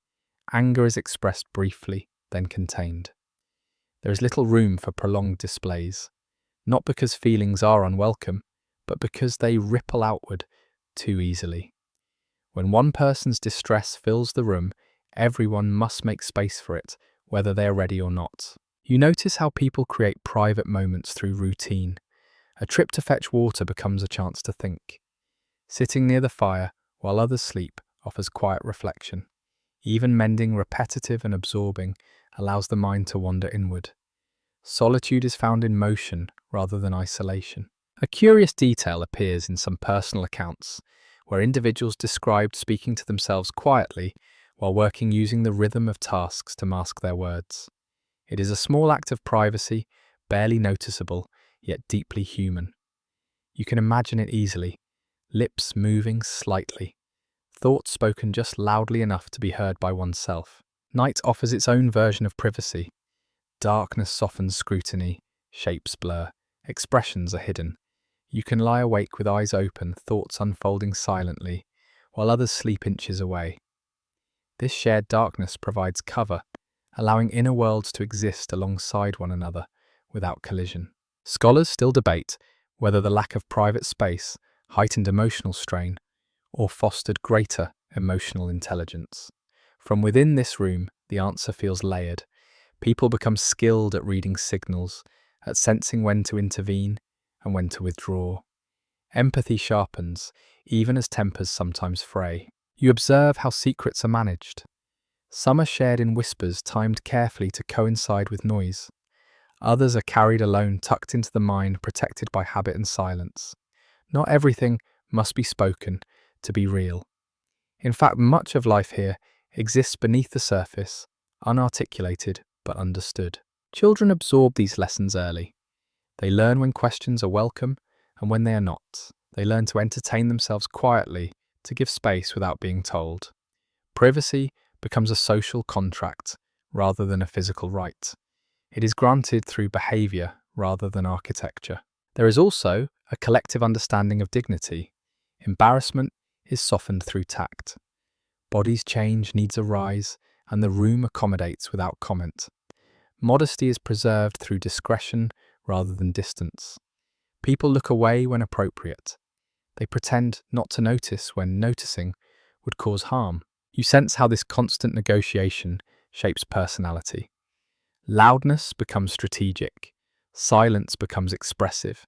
People learn to hold themselves, carefully aware that every movement and sound carries further than intended. This awareness can be exhausting, but it also fosters a deep attentiveness to others. At times, the lack of privacy presses heavily. Tempers shorten. Small irritations grow sharp edges. There is nowhere to retreat and cool down completely. In those moments, someone may step outside briefly, breathing in night air as if it were freedom itself. Even a few minutes alone can reset the balance. Yet there is comfort here too. You are never truly unseen. Help is always close. Loneliness, in its modern sense, struggles to take root in such proximity. Even when you feel isolated internally, the physical presence of others anchors you, reminding you that you belong to something tangible. You lie back, eyes half closed, listening to the quiet sounds of the house, breathing, the fire's soft murmur, a distant step. Your thoughts drift freely, even as your body remains surrounded. This is privacy as it exists here, internal, portable, earned through practice. As the night deepens, you feel less crowded and more held. The room does not press in so much as it supports, containing everyone's inner world side by side. Each person carries their own thoughts, quietly, trusting that others will not intrude unless invited. And as you drift toward rest, you understand that privacy in this home is not about separation. It is about mutual restraint, about knowing when to look and when to look away, when to speak and when to let silence do the work. In this way, the room teaches a different kind of solitude. One that exists not in emptiness but in shared understanding. You fall asleep surrounded yet inwardly. Alone, a balance maintained night after night through countless small acts of consideration that go unspoken but are never unnoticed. As the night settles further and the room grows quieter, your attention drifts towards something less visible but deeply felt. Respectability. It hangs in the air here like a quiet promise, fragile but fiercely protected. You sense it in the careful way the table is wiped, even when hands are tired, in the way clothes are brushed before being hung, in the small rituals that signal order amid constraint. For working families in the Victorian era, respectability was not a luxury, it was a shield. Many contemporary observers noted that maintaining a tidy home and proper manners was seen as essential to moral standing, even when material comfort was out of reach. Sitting here, you understand why. When space is limited and hardship, constant dignity becomes something you actively practice. You watch how the room is straightened before sleep. Chairs are pushed back where they belong. Tools are placed neatly. Shoes are aligned carefully near the wall. These actions do not change the size of the room or the weight of tomorrow's labour, but they restore a sense of control. Order is not about aesthetics. It is about reassurance. Cleanliness is pursued within strict limits. Surfaces are wiped with damp cloths, reused countless times. Dust is swept toward corners. Ash is cleared from the hearth with quiet efficiency. The room never becomes spotless, but it becomes acceptable. That distinction matters. Acceptable means respectable. Acceptable means you have not given up.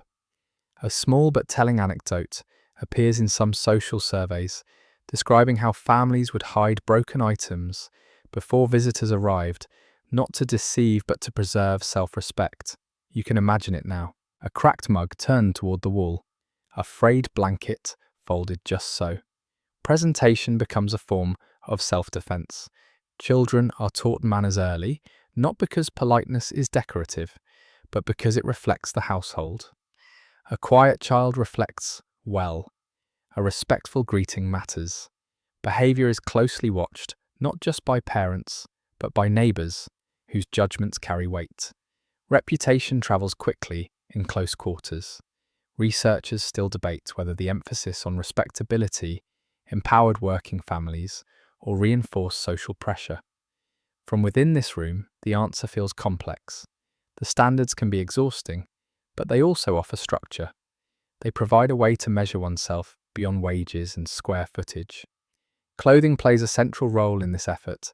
Even worn garments are kept as neat as possible. Buttons are replaced, tears are mended, dirt is brushed away before stepping outside. The act is symbolic as much as practical. It says something about who you are and how you wish to be seen. Speech follows similar rules. Language is moderated. Public behaviour is restrained.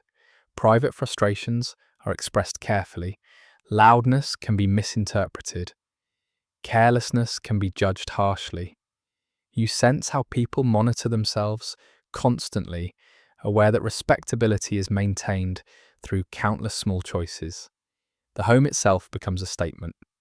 Despite damp walls and limited space, it is kept orderly enough to signal effort. Visitors are rare, but when they come, the room is prepared. Tea is offered, chairs are wiped, the fire is stoked. Hospitality is extended, not from abundance, but from principle. You feel how this pursuit of respectability shapes identity.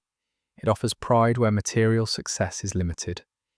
It allows people to say quietly that they are doing their best, that their lives have value beyond survival. At times, the pressure weighs heavily. Exhaustion makes tidying feel pointless. Illness interrupts routine, tempers flare. In those moments, standards may slip briefly, only to be restored as soon as energy allows. The effort resumes not because it is easy, but because it matters. You notice how respectability also regulates relationships. Disputes are handled discreetly. Public displays of conflict are avoided. Apologies are made quickly, sometimes without words. Maintaining harmony is part of maintaining dignity. As night deepens, the room rests in its arranged state. Nothing has changed materially, yet everything feels calmer. The chairs are aligned, the table is clear, the hearth is tidy. These details whisper reassurance to anyone lying awake, reminding them that despite the day's strain, order still exists here. Scholars have long argued about whether such domestic discipline was imposed from above or cultivated from within. Sitting quietly now, you sense it as both inherited and chosen. A response to judgment, yes, but also a source of quiet pride. You lean back and let your eyes trace the room one last time. It is small, it is worn, but it is cared for. That care radiates outward, shaping how people carry themselves beyond these walls. As sleep approaches, you understand that respectability here is not about pretending life is easier than it is. It is about asserting worth in the face of limitation, about keeping a sense of self intact when so much else feels fragile. The fire glows softly. The room holds its careful order, and as you drift toward rest, you feel the comfort that comes from knowing that tomorrow, despite whatever it brings, this quiet commitment to dignity will still be here, practiced again in 1,000 small, steady ways. As the house settles into its carefully maintained order, your awareness drifts toward the quiet engine that keeps everything moving. The labour that never truly ends. Much of it belongs to women, though no one in this room would label it that way. It is simply the work that must be done, unfolding in cycles so constant they almost disappear into the background. You notice how the day bends around these tasks, rising early to coax life back into the fire, measuring out food, fetching water, cleaning, mending, watching children, tending illness. By the time night comes, the body is tired in a specific way, worn not by one great effort but by hundreds of small ones layered together. Many contemporary accounts observe that working-class women's labour extended far beyond paid work, filling every remaining moment inside the home. Standing here, that observation feels less like analysis and more like atmosphere. There is no clear beginning or end to this labour. It flows from one task into the next without pause. When food is finished, dishes appear. When laundry dries, mending begins.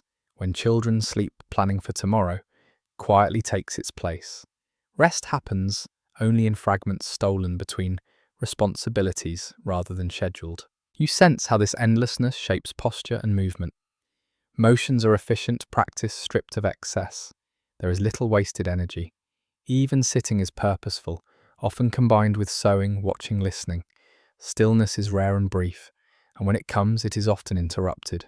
A small but revealing detail appears in some personal letters, where women describe feeling uneasy, when nothing needed doing, as if idleness itself were a kind of danger.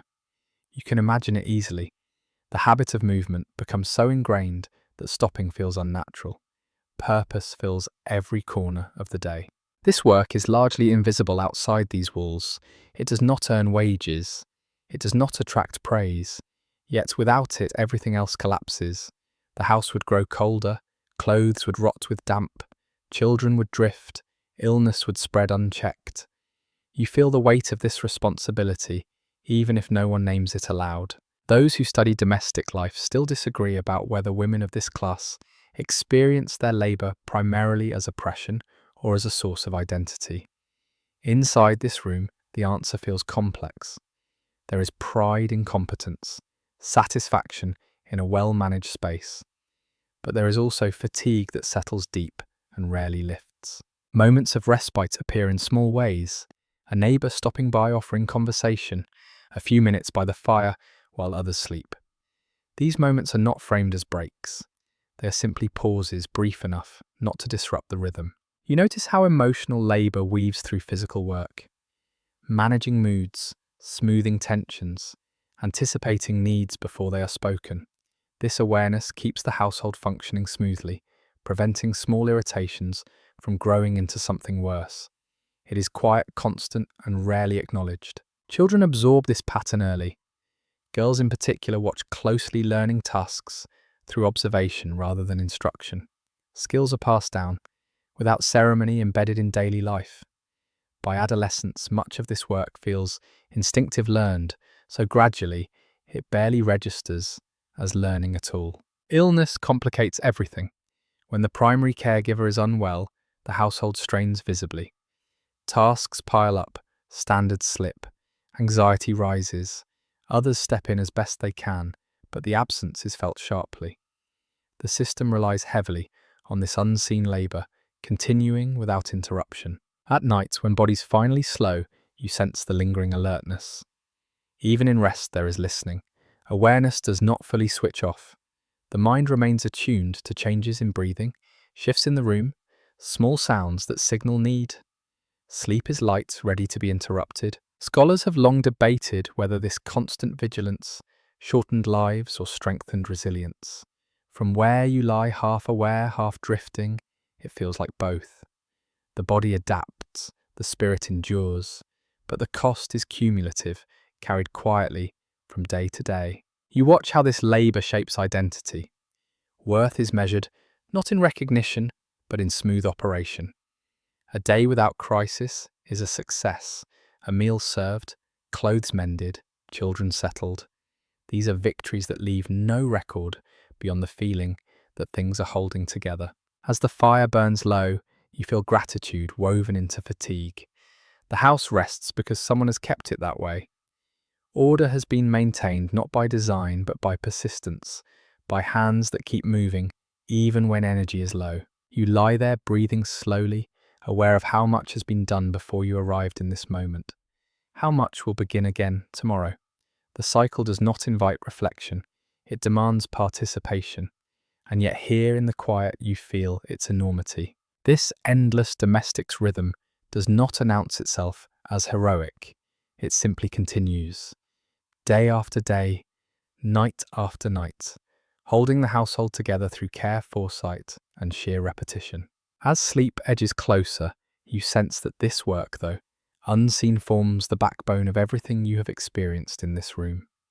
Without it, nothing else would function.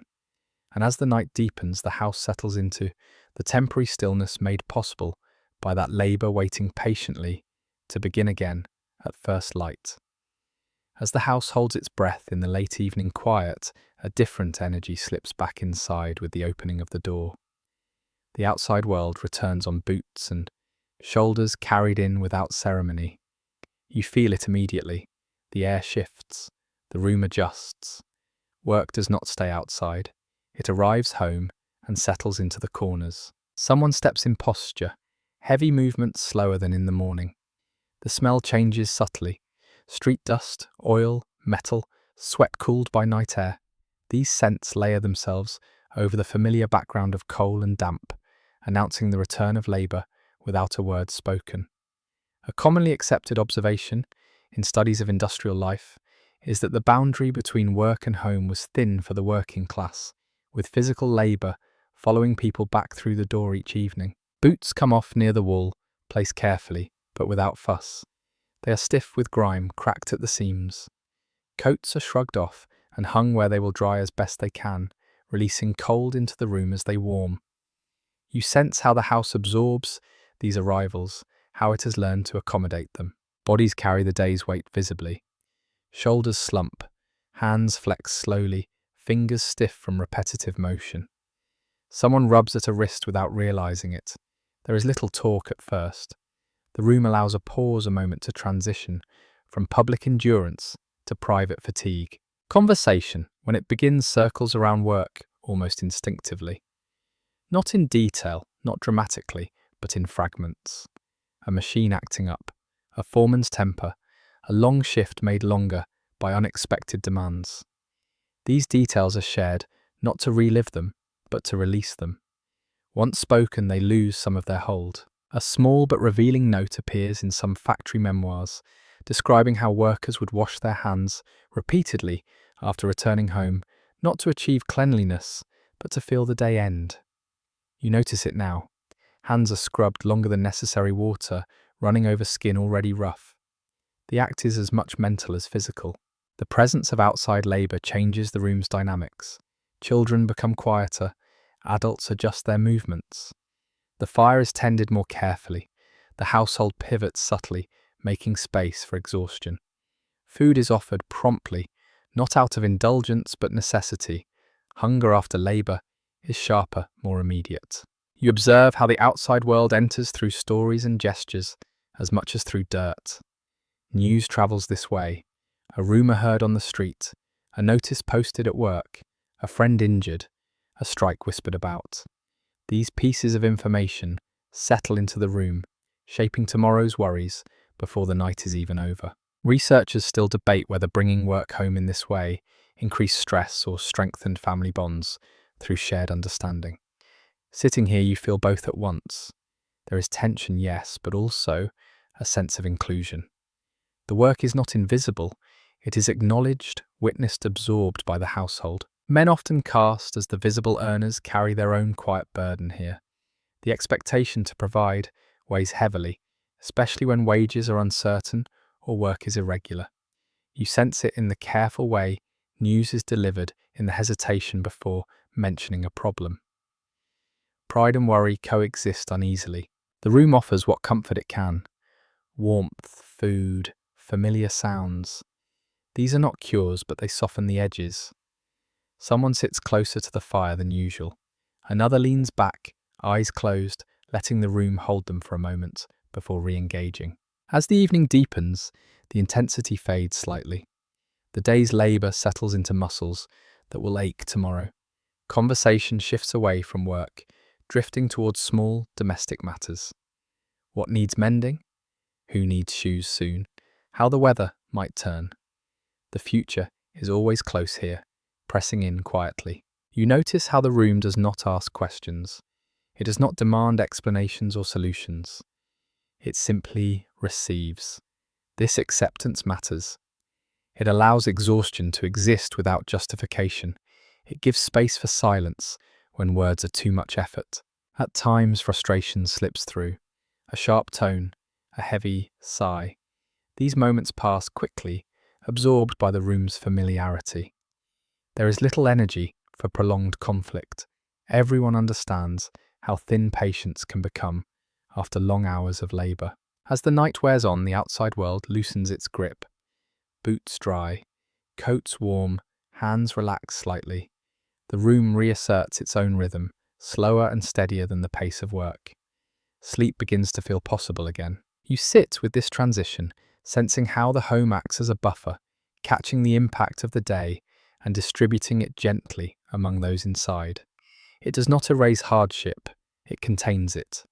That containment is its quiet strength. When the fire burns low and voices fade, the outside world finally recedes. It will return tomorrow, relentless and demanding.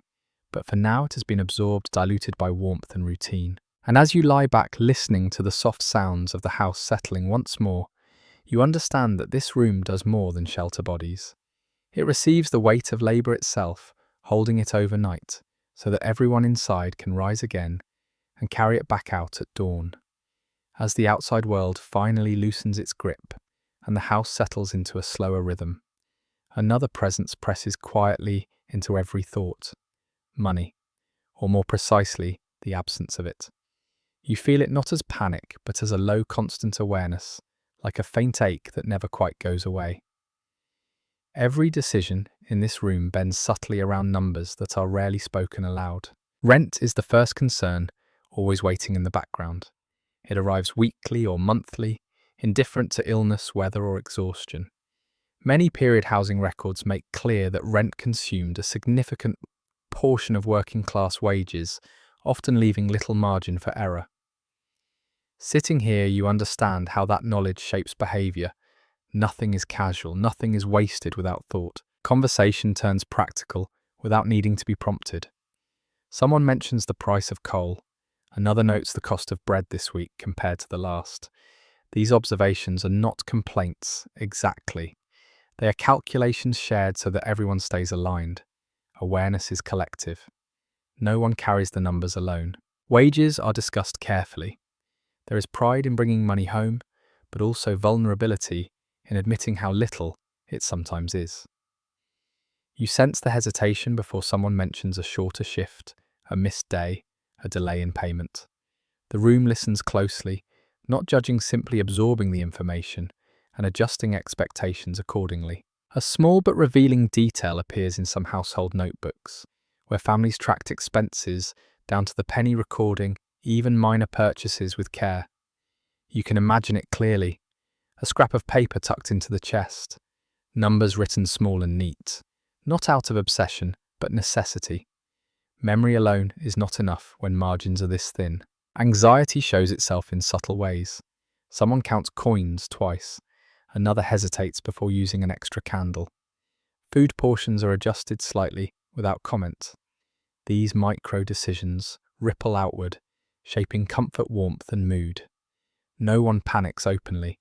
Panic would waste energy, better spent enduring. Scholars still debate whether constant financial pressure led primarily to chronic stress or sharpened financial discipline among working families. From inside this room, the answer feels like both. There is worry, yes, but also remarkable skill. People here are experts in stretching resources, in anticipating shortfalls, in surviving unpredictability. Children absorb this awareness early. They learn not to ask for things lightly. They sense when money is tight without being told. Requests are phrased carefully or withheld entirely. Understanding arrives through atmosphere rather than explanation. Illness sharpens financial fear immediately. Missed work means missed wages. The room grows quieter when this possibility arises, thoughts turning inward as calculations adjust again. How long can someone rest? What can be postponed? What cannot? These questions circulate silently, rarely voiced directly. Even moments of joy are filtered through this awareness. A treat is savoured precisely because it is rare. New clothes bring relief alongside gratitude. Nothing arrives without consequence, and nothing is taken for granted. You notice how neighbours factor into this equation. Borrowing is possible but never casual. Favours are tracked mentally. Debts are repaid carefully, even if slowly. Reputation matters. Reliability is a form of currency when money is scarce. As night deepens, these concerns do not vanish. They soften slightly, pushed aside by fatigue and routine. Sleep offers temporary relief, but the numbers wait patiently, ready to return in the morning. You sense how this constant calculation shapes dreams, worries, and plans. The room itself seems to hold this anxiety, gently distributing it, so no one person bears it entirely. Shared knowledge lessens the load, even if it does not reduce the problem. There is comfort in knowing that everyone understands the stakes. You lie back and let your breathing slow, aware that tomorrow's choices will be shaped by the same constraints. Rent will still be due, wages will still be uncertain, yet life will continue negotiated, one careful decision at a time. As the fire dims and the house grows still, you feel the quiet determination that lives alongside worry here. Fear exists, but it does not dominate. It informs, it guides, it keeps people alert without breaking them. And as sleep finally takes hold, you realize that this low hum of financial awareness is not just pressure, it is also proof of resilience. of minds constantly working to keep the household afloat, of lives balanced delicately but persistently on careful thought and shared resolve night after night without applause or relief. As worries about money ease slightly into the background, another aspect of evening life quietly takes shape. Entertainment, not in the sense of escape or distraction, as you might imagine it now, but in smaller, softer forms that fit within these walls. There is no room here for spectacle. What passes the time does so gently woven into the rhythms already established. You notice how conversation itself becomes a kind of entertainment. Stories are told in fragments, shaped by memory rather than performance. Someone recalls an incident from work, another mentions a neighbour's mishap. These tales are not dramatic. They are familiar, often repeated, but repetition does not dull their value. Familiar stories comfort because they are known. Music appears occasionally unannounced, a tune hummed softly while mending, a half-remembered song passed between voices. It does not require instruments. The room itself carries sound well enough. A recognised observation from accounts of working households notes that singing was often informal, woven into daily tasks rather than reserved for special occasions. Sitting here, you feel how melody lifts the air without demanding attention. Children create their own diversions, games made from nothing. Rhymes whispered back and forth. The edge of a chair becomes a toy. Shadows on the wall invite imagination. Play does not need space. It needs permission, and that permission is given sparingly but warmly. Sometimes reading enters the room. A newspaper shared carefully, pages passed from hand to hand. News read aloud for those who cannot read easily or at all. Words carry weight here. They connect the household to a wider world, one that feels distant yet pressing. Reading aloud becomes a communal act entertainment and information blending seamlessly. A small but charming detail appears in some memoirs, describing how families would linger over serialized stories in newspapers, stretching each installment by rereading it slowly. You can imagine it now. Someone pausing mid-sentence, savouring the suspense, making the moment last a little longer than the paper intended. Laughter arrives unexpectedly. A joke lands. A comment catches everyone off guard. It bursts out, bright and brief, then settles again. Laughter here is not sustained. It flares, then fades, leaving behind a lighter atmosphere that lingers quietly. Those who study domestic leisure still debate whether working families felt deprived of entertainment or simply adapted their expectations. From inside this room, the question feels less relevant. Pleasure exists here, just scaled differently. It fits between tasks rather than replacing them. Games sometimes appear simple and portable. A deck of cards, a few dice. Stakes are low, often symbolic. Winning might mean choosing the next song or earning a teasing remark. The goal is not profit, it is connection. Even silence becomes entertainment of a sort. Sitting together, without speaking, listening to the fire, watching shadows shift. In these moments, presence itself is enough. The room does not demand constant stimulation. It allows stillness. You sense how evenings here are shaped less by choice than by energy.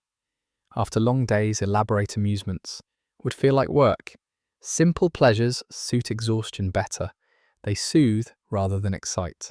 As the night deepens, these small diversions taper off naturally. Voices grow softer, movements slow. Entertainment yields to rest without resistance. No one resents its passing. Tomorrow will bring its own distractions, woven into labour and routine. You lean back slightly, feeling the warmth of the fire and the nearness of others. The room hums quietly, with shared presence. Nothing remarkable is happening, and that is precisely the point. These moments do not need to be remembered vividly. They are meant to pass gently, carrying you towards sleep. As eyes grow heavy and thoughts drift, you realize that entertainment here is not about forgetting hardship. It is about making space within it, finding lightness without denying weight, sharing time in ways that ask little and offer just enough. The fire settles lower, voices fade, the room grows still again, And as you allow yourself to relax fully, you understand that these quiet evenings, filled with modest pleasures and shared calm, are not empty. They are essential, stitching small moments of relief into lives otherwise defined by effort, one unassuming night at a time. As the room settles into deeper quiet and entertainment gives way to rest, your thoughts drift toward belief. Not belief as doctrine or formal worship alone, but belief as something woven into daily survival. Faith as superstition, hope and habit blur together here, forming a quiet framework that helps explain what cannot be controlled. You notice small signs of it everywhere. A murmured phrase before sleep, a habit of touching a certain object near the hearth, a moment of stillness when bad news is mentioned. These gestures are not always conscious. They are inherited, practiced, because they have always been practiced. One widely accepted observation of Victorian working-class life is that religion and superstition often existed side by side, neither fully replacing the other. Formal faith appears in fragments, church attendance when possible, hymns remembered more than sermons, moral language woven into everyday speech. Yet belief does not require a building here. It lives in the room itself, in the way people explain misfortune, or luck, illness, or recovery. When things go well, gratitude is expressed quietly. When they go badly, meaning is sought just as quietly. Superstition fills the gaps where explanation fails. A horseshoe nailed above a door, a belief that certain actions invite bad fortune, a rule about not doing certain tasks on certain days. These practices are not framed as irrational. They are practical in their own way, offering structure when outcomes feel random. A curious detail recorded in some folkloric collections mentions that many families believed illness could be drawn out through the feet, leading them to keep socks on, even in sleep. Whether or not it helped, the belief offered reassurance. It allowed people to feel they were doing something, even when control was limited. You sense how belief also regulates behavior. It encourages patience, endurance, acceptance. When hardship is framed as a test or a temporary trial, it becomes easier to bear. Hope does not always look optimistic here. Sometimes it looks like persistence, like getting up again tomorrow, despite everything. Scholars continue to debate whether working-class belief systems offered genuine comfort or simply masked structural hardship. Sitting quietly in this room, the distinction feels less important than the effect. Belief provides language for uncertainty. It gives shape to fear and relief alike. Children absorb these ideas early. They learn which days are lucky and which actions are avoided, which phrases are whispered when trouble threatens. These lessons arrive not through instruction, but through repetition. Belief becomes part of the room's rhythm, as familiar as the fire or the bed. At night, belief feels closer.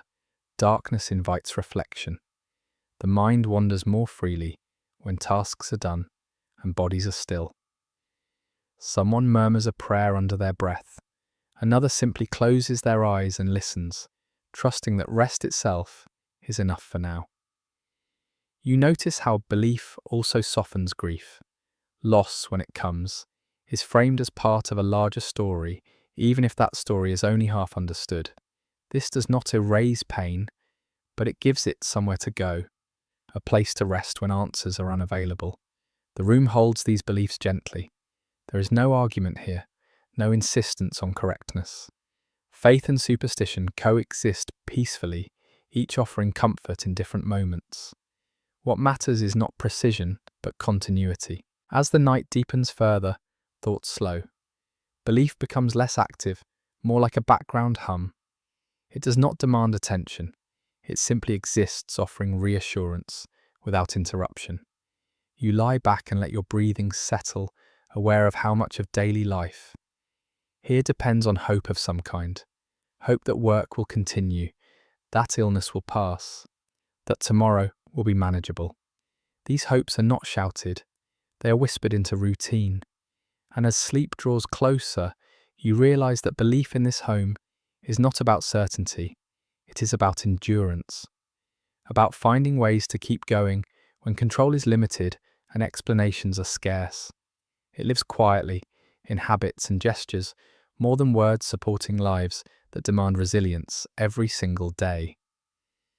The fire dims, the room grows still, and within that stillness, belief rests, alongside you not as a promise of change, but as a companion through whatever comes next. As belief settles into the background hum of the night, the room reminds you of something far more immediate and physical: the seasons. They are never distant concepts here. They press directly against the walls, seep through cracks, and announce themselves on skin and breath. You feel them even now, shaping how the house holds you. Cold is the most familiar visitor. It arrives early and leaves late lingering well beyond what the calendar suggests. The walls do not keep it out so much as slow it down. When winter deepens, the room tightens inward. Bodies cluster closer. The fire becomes more precious.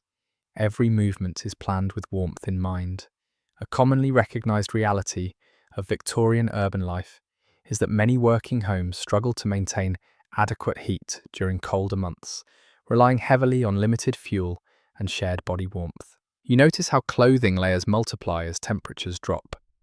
Extra shawls, stockings pulled higher, coats worn indoors long after stepping inside. Even sleep adapts. Bodies pressed together more deliberately. Blankets are arranged with careful strategy.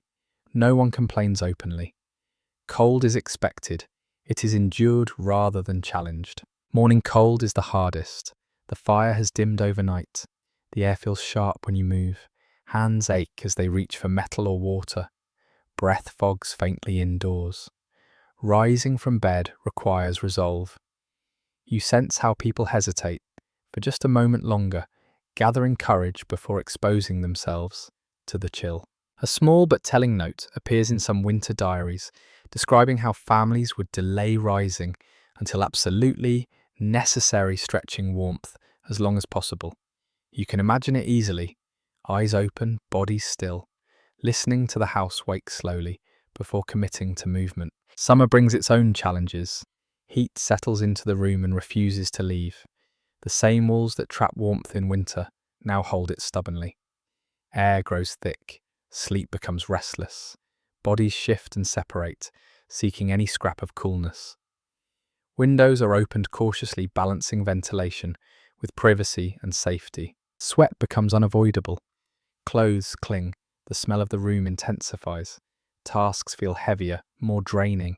You notice how work slows slightly, not from laziness, but necessity. Energy is finite. The body demands pacing. Those who examine domestic records still debate whether summer or winter was more taxing for working families. From inside this space, the answer depends on the day. Winter drains slowly, relentlessly. Summer exhausts quickly, intensely. Both leave their mark. Rain complicates everything. Dampness deepens. Walls feel cooler. Clothes dry even more slowly. The room seems to absorb moisture, eagerly holding onto it, long after skies clear.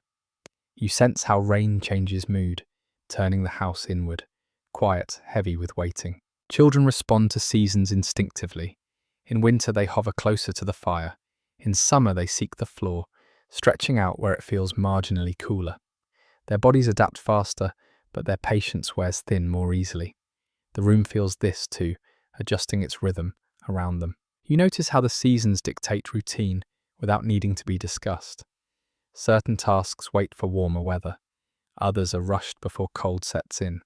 The house operates on an unspoken seasonal calendar, guided by experience rather than dates. Scholars have argued whether industrialization softened seasonal hardship through steady employment or worsened it by trapping families in poorly built housing.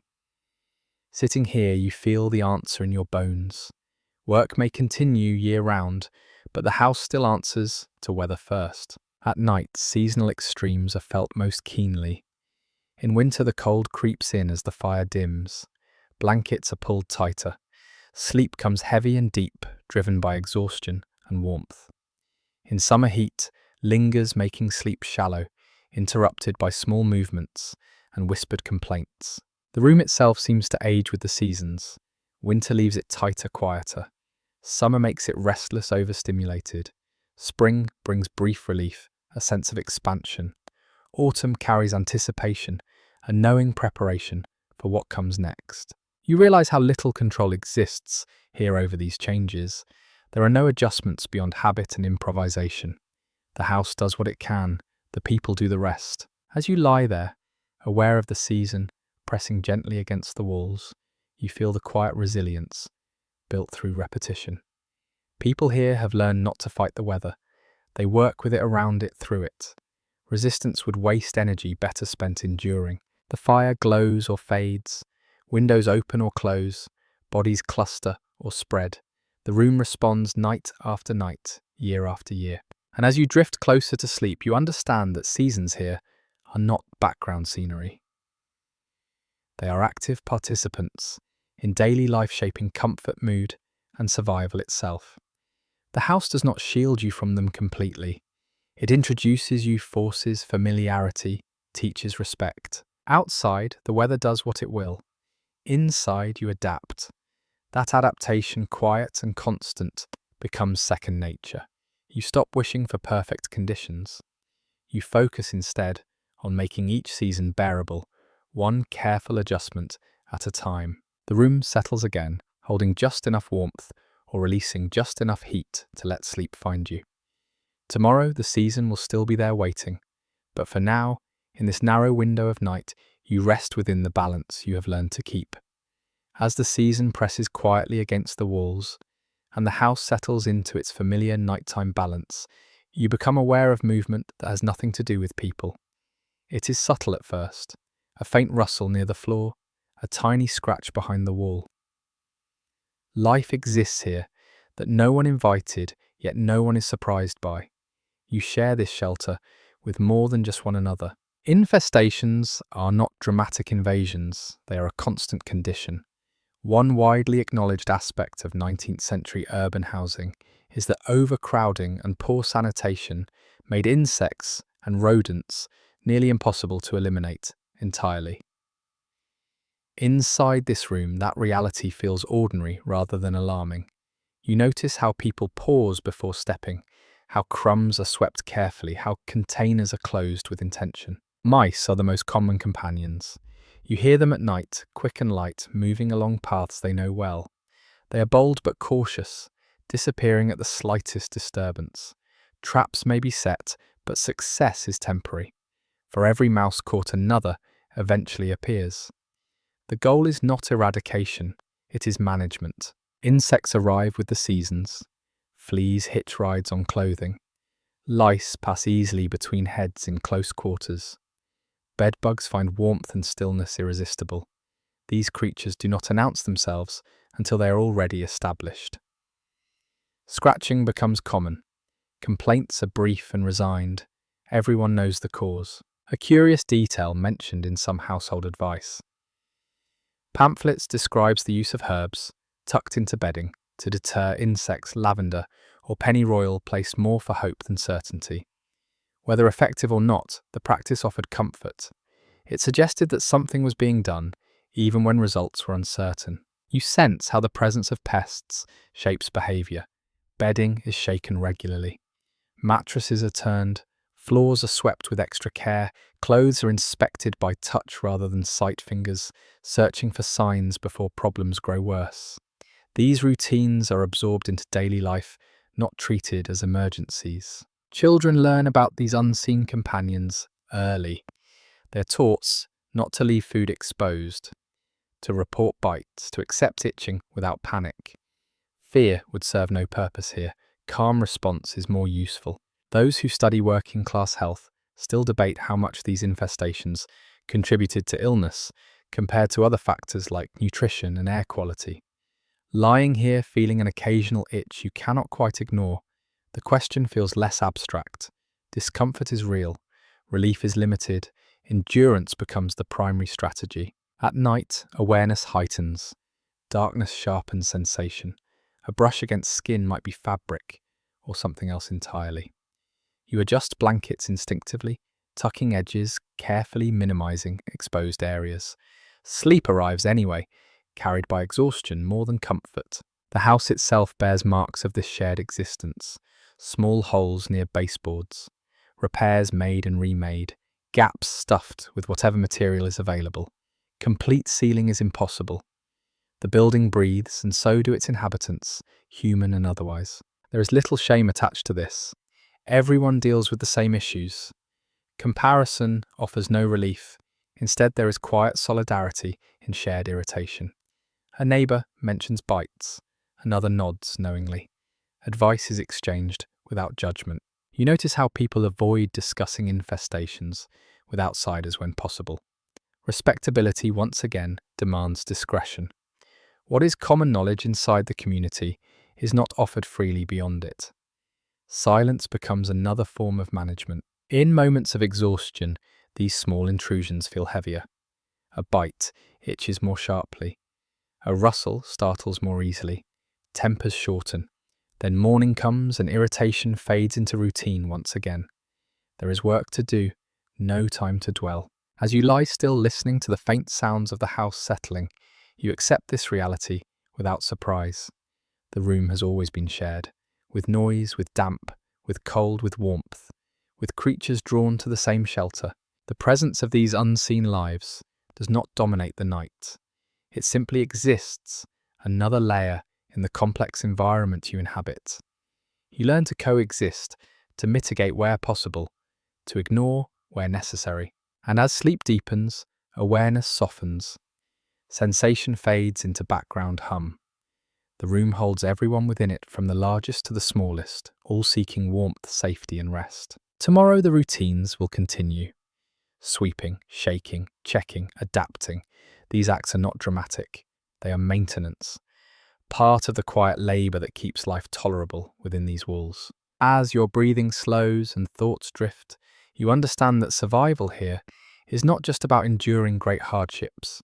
It is about tolerating countless small ones.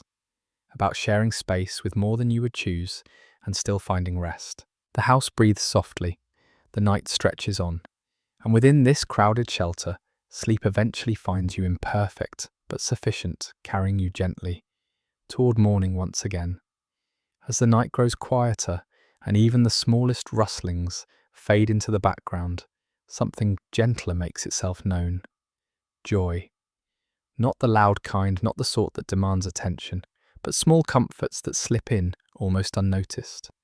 You feel them arrive in moments so ordinary they might be missed entirely if you were not paying attention. A chair pulled closer to the fire, just right. A blanket adjusted so it covers your feet properly. The warmth that lingers a little longer than expected. These are not luxuries, but they feel like gifts all the same. One often noted observation in accounts of working class life is that people learn to savour brief comforts intensely, precisely because they were brief. Sitting here now, you understand that instinct completely. Someone produces something slightly out of the ordinary, a piece of sugar saved for weeks, a bit of fruit brought home unexpectedly. The room reacts immediately, though quietly. Eyes lift, hands pause. Portions are divided carefully, fairness considered instinctively. The pleasure is not just in the taste, but in the break from sameness. You notice how these moments change the atmosphere. Conversation lightens, shoulders relax, even the fire seems to burn a little brighter, as if acknowledging the shift.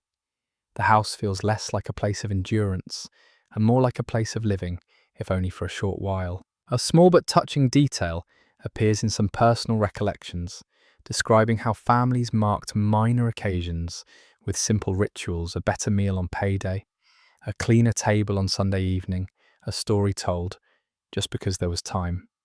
These moments did not erase hardship, but they punctuated it, offering pauses that made continuation possible. Children respond most visibly.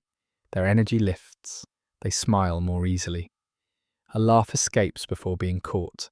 Adults notice and allow it just this once, understanding how rare these moments are. Joy here is not indulged endlessly. It is acknowledged, then gently contained, so it does not disappear entirely. You feel how even rest itself becomes a small pleasure. Sitting without immediate obligation, letting hands remain still, staring into the fire without needing to tend it. These pauses are earned, and that knowledge deepens their sweetness. Those who study emotional life in crowded households still debate whether constant strain dulled people's capacity for joy or sharpened it. From inside this room, the answer feels clear. Joy is not dulled, it is concentrated. It gathers power because it is rare. Even humour appears quietly. A shared look, a dry comment, a familiar joke repeated again and again. Laughter does not roll, it flickers then settles. But its effect lingers, softening the edges of the night. You notice how memory works here. Small joys are remembered vividly. A good evening stands out against many similar ones. These memories are carried forward, recalled during harder moments, as proof that lighter ones do exist. The room itself seems to respond. The walls feel less close, the ceiling less heavy. Nothing has physically changed, yet the space feels larger, expanded by mood rather than architecture. As the night deepens, these comforts begin to fade naturally. No one resists their passing. They have done their work. They have offered relief, however briefly. That is enough. You lean back and let the warmth settle into you, aware of how these small joys sustain far more than they entertain. They remind everyone here that life is not only about making it through, it is also about noticing when things are slightly better than expected. Even tomorrow's challenges feel more manageable after moments like this. The memory of warmth, the taste of something sweet, the sound of quiet laughter. These things travel forward in time, cushioning the next day before it arrives. As sleep approaches again, you feel gratitude surface softly, not directed at anything specific, but at the existence of these moments at all. They are not guaranteed, they must be recognized when they appear. The fire glows low, the room is calm, and within this calm you understand that survival here is not fueled by hardship alone. It is carried forward by these small, almost invisible joys gathered carefully and held close night after night until morning comes again. As those small comforts fade gently into the background, your awareness stretches outward beyond these walls. The home does not exist alone. It is part of a dense web of other homes, other lives all pressed close together.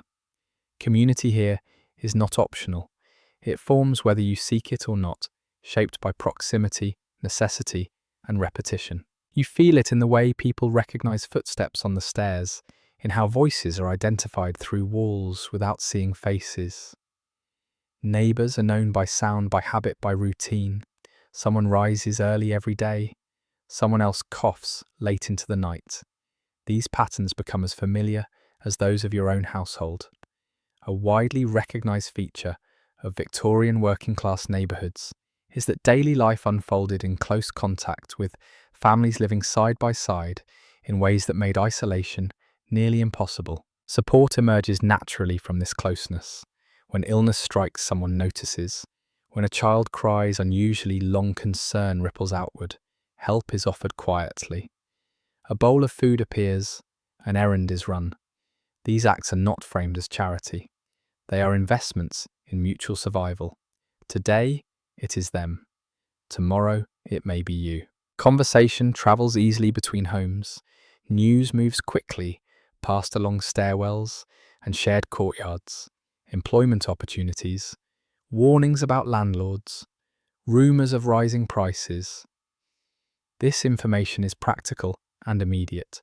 Knowing early can make a difference. Community functions as an informal network, filling gaps left by distant institutions. A small but revealing detail appears in some neighbourhood accounts, describing how doors were often left ajar during daylight hours, not out of carelessness, but trust. You can imagine it now. A door opened just enough to signal presence availability.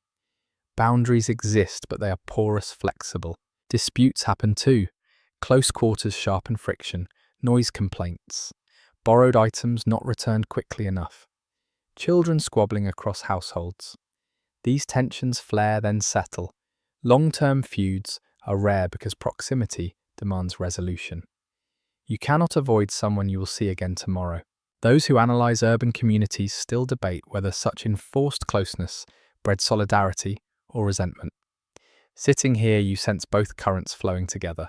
There is irritation, certainly. Privacy is limited, yet there is also reassurance. You are known, your absence would be noticed. Children roam between households with ease. They learn which doors welcome them, which voices to answer promptly.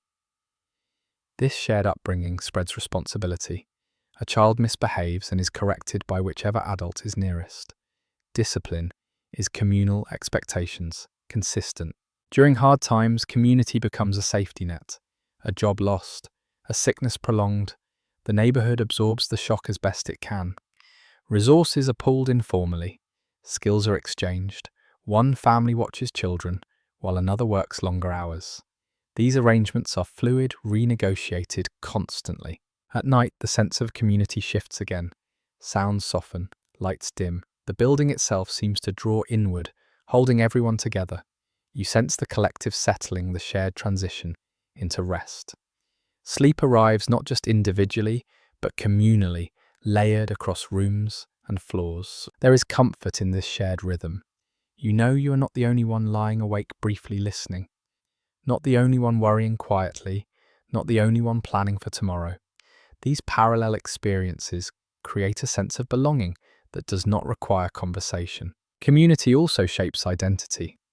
Reputation matters, reliability matters.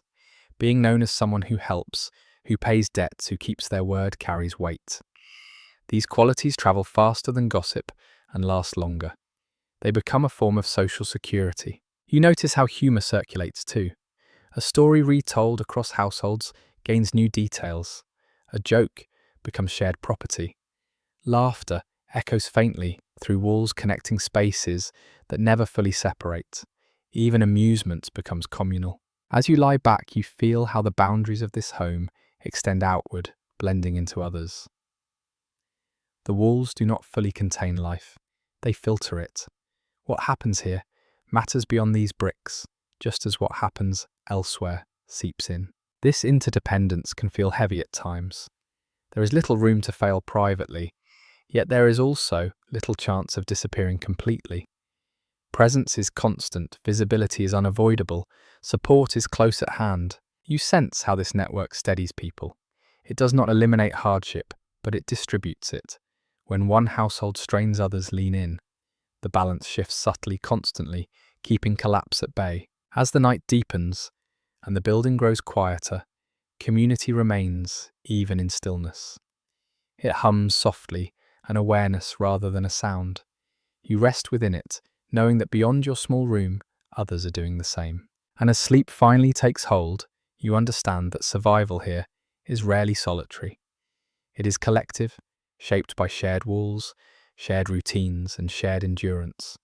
Tomorrow doors will open again, voices will return, the web will tighten and loosen as needed. For now, the neighbourhood sleeps together, bound by proximity and necessity, carrying one another quietly through the dark toward another morning. As the neighbourhood quiets and the building settles into its shared sleep, your thoughts turn toward time itself. Aging here is not marked by milestones or celebrations so much as by gradual shifts in pace. You notice it in the way movements slow, in how certain tasks are passed along without announcement, in the subtle reordering of who does what and when. Older bodies move differently through the room. They know exactly where to step, where to sit, how to conserve effort. Chairs become more important. The spot closest to the fire is claimed more often, not out of entitlement but need. Warmth soothes joints that no longer recover quickly from cold. One well-documented feature of working-class life is that many people aged visibly earlier than wealthier counterparts, the result of long hours of labour and limited rest. Sitting here, you can see that reality written into posture and breath. Work does not end cleanly with age. It tapers. Tasks shift from heavy lifting to lighter, steadier contributions. Mending, watching children, passing on knowledge, earned through repetition rather than instruction. Experience becomes currency, valued quietly but consistently. The household adjusts around this without discussion. It simply knows. A small but touching detail appears in some memoirs describing how elders often told the same stories repeatedly, not because they forgot, but because those stories anchored them. The room listens politely, even when the ending is known. Familiarity brings comfort. Repetition is not a flaw here. It is a rhythm. You notice how aging is visible to children. They watch how older hands tremble slightly, how breath shortens after small exertions. These observations shape understanding long before words are exchanged. Respect grows naturally rooted in proximity and dependence, rather than abstract rules. Those who study family structures still debate whether extended households provided sufficient support for aging members or placed additional strain on already limited resources. From inside this space, the answer feels layered. Support exists, but it is not effortless. Care is given because it must be, because the alternative is unthinkable. Illness and age intertwine here. A cough lingers longer, recovery slows, the room responds with patience, learned through necessity. Schedules adjust, expectations soften. The presence of age adds another layer of vigilance to nights already attuned to sound and movement. Privacy shifts again with age. Bodily needs become more visible. Assistance is offered quietly with tact. Dignity is preserved through discretion rather than distance. Eyes look away when appropriate. Conversations pause. The room collaborates in maintaining respect. You sense how memory shapes identity here. Elders remember earlier versions of the neighborhood, earlier hardships, earlier joys. These memories are shared selectively, woven into conversation. When relevant, they provide perspective, reminding others that change, however slow, does happen. At night, older bodies settle carefully. Sleep comes earlier, often lighter, punctuated by wakefulness. You imagine lying awake listening to the house just as you do now, thoughts drifting through years rather than minutes. Time stretches differently with age. Researchers still disagree about whether aging in crowded conditions accelerated decline or fostered resilience through constant engagement. Sitting quietly, you sense both. The body wears down, yes, but the mind stays active, connected, involved.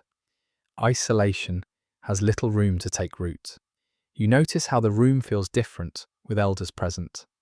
Calmer, more deliberate, movements slow, slightly matching their pace. The house adapts its rhythm, accommodating those who cannot rush anymore. There is comfort in this continuity. Generations overlap, sharing space and routine. Knowledge passes not through instruction, but observation. Skills are absorbed gradually, almost unconsciously. As you lie back listening to the soft breathing around you, you feel time layered thickly in this room. Past and present coexist. The walls have seen many bodies age, many hands slow, many voices soften. The house remembers even when people forget. Tomorrow, the cycle will continue. Work for the young, care for the old, learning for the children, all within the same narrow space. Nothing separates these stages cleanly. They overlap, blend, support one another. And as sleep deepens, you understand that aging here is not hidden away. It is lived openly, woven into daily life. The room makes space where it can adjusting gently, accepting change without ceremony. Time passes quietly. Bodies change. The house remains holding each stage without judgment. And in this shared stillness, you rest within that continuum, one moment among many carried gently forward by the slow, steady rhythm of lives aging together. As the night stretches deeper and the house settles into its slowest rhythm, another certainty moves quietly through the room. Death, not as spectacle or sudden interruption, but as something domestic, familiar and close. Here it does not arrive behind closed doors or distant institutions. It enters the same space where meals were eaten, clothes were mended, and sleep was shared. When death comes, it does not remove itself from daily life. It takes place within it. A commonly acknowledged reality of working-class Victorian homes is that people often died at home, surrounded by family, not because of preference, but because there were few alternatives. Standing here, you feel how this shapes the household's understanding of endings. Death is not hidden, It is managed. The bed becomes something else once again.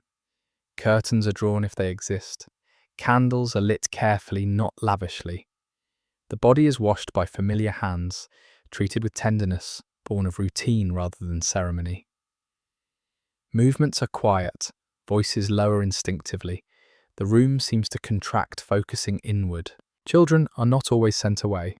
Sometimes they remain watching from corners, absorbing the reality without explanation. Death is not framed as something too frightening to witness. It is presented as something that happens, something to be respected. Fear exists, but it is tempered by familiarity.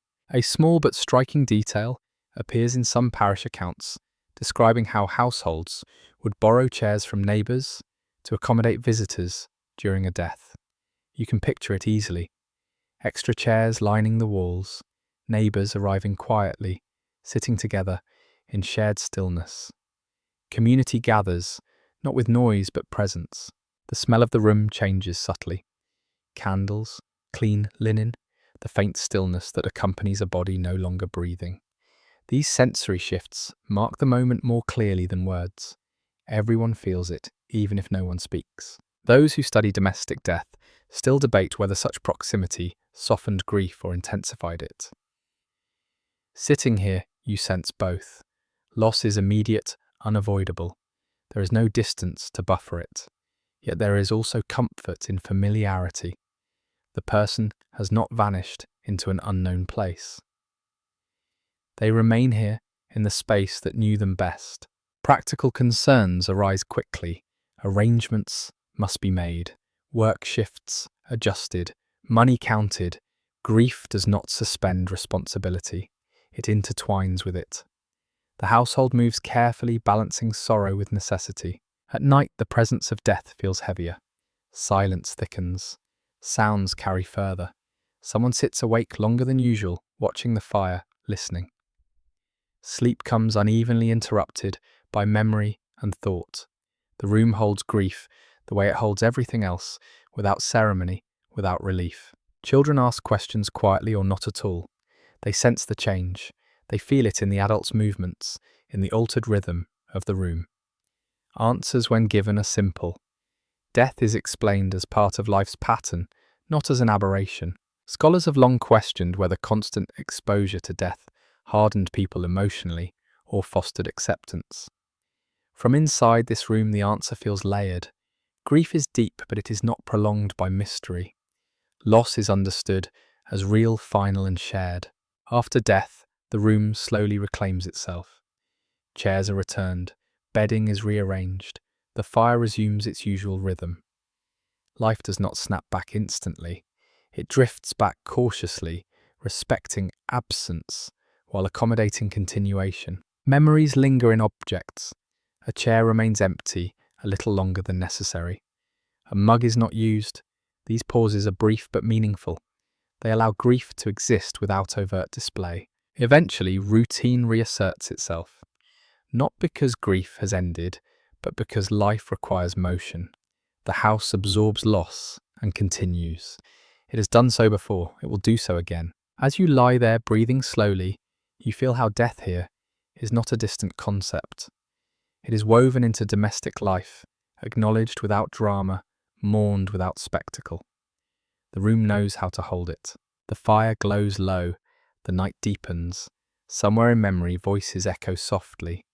And within these walls, life continues alongside loss, neither denying nor overwhelming the other, simply existing together, as they always have, in this small, resilient space. The house grows very still now. Not suddenly, but through a series of small withdrawals. Voices fade. Movement slows. Even the fire seems to breathe more quietly, its glow steady but subdued, as if it too is preparing to rest. Night settles fully over the room, and with it comes a sense of completion. Another day has passed inside these walls. You lie where space allows body, arranged carefully among others, aware of every familiar shape in the darkness. The table stands where it always does. The chairs rest close to the wall. The bucket waits half full, ready for morning. Nothing has changed, and yet everything has shifted slightly, carried forward by the simple fact of time passing. This home has held work and rest hunger and warmth, illness and care. It has absorbed footsteps, laughter, coughing, whispers and grief.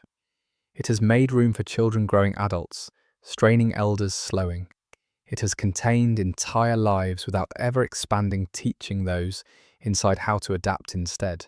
A widely recognised reality of Victorian working-class life is that homes like this were never meant to be permanent refuges. They were meant to be functional, economical, efficient. Yet over time, they became something more. They became witnesses. Memory settles into them, quietly, layered into walls and floors, carried forward by habit. You feel that weight now, not as pressure, but as presence. The house is full of what has been lived here before. Every night adds another layer, another faint imprint. Sleep does not erase these things, it rests among them. Those who reflect on domestic history still argue whether such homes were places of hardship first or belonging first. Lying here in the dark, the distinction feels unnecessary. They were both simultaneously. Constraint and care coexisted, shaping one another without pause. Your breathing slows. The sounds around you soften into a familiar pattern. Somewhere nearby, someone turns slightly in their sleep. The building responds with a quiet creak, then settles again.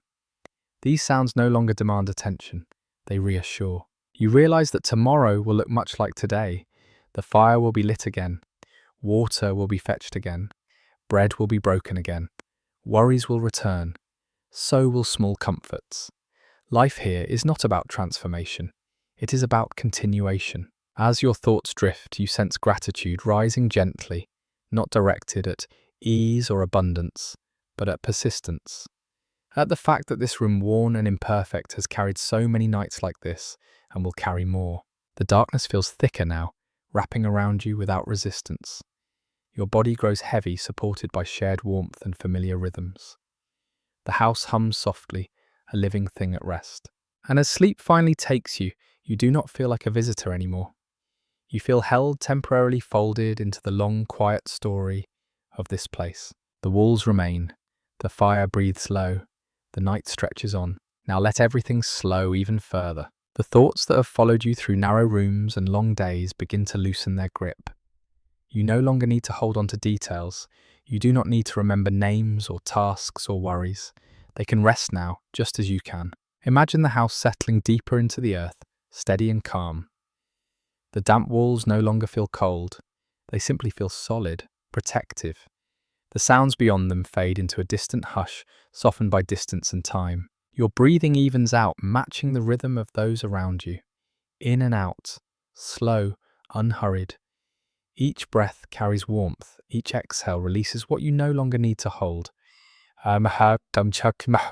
The fire's glow dims further, turning into a gentle memory of light rather than a source. Shadows dissolve completely. The room becomes shape and sensation rather than sight. There is nothing left to do tonight.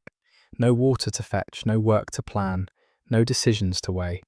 The house will remember all of that for you until morning. For now, you're simply here, safe enough, warm enough, surrounded. Let the weight of the day sink fully away. Let the small sounds blur into silence. Let sleep arrive without effort. The house holds steady. The night deepens. And as you drift off, carried by the quiet endurance of countless nights before this one, allow yourself to rest completely. Sweet dreams.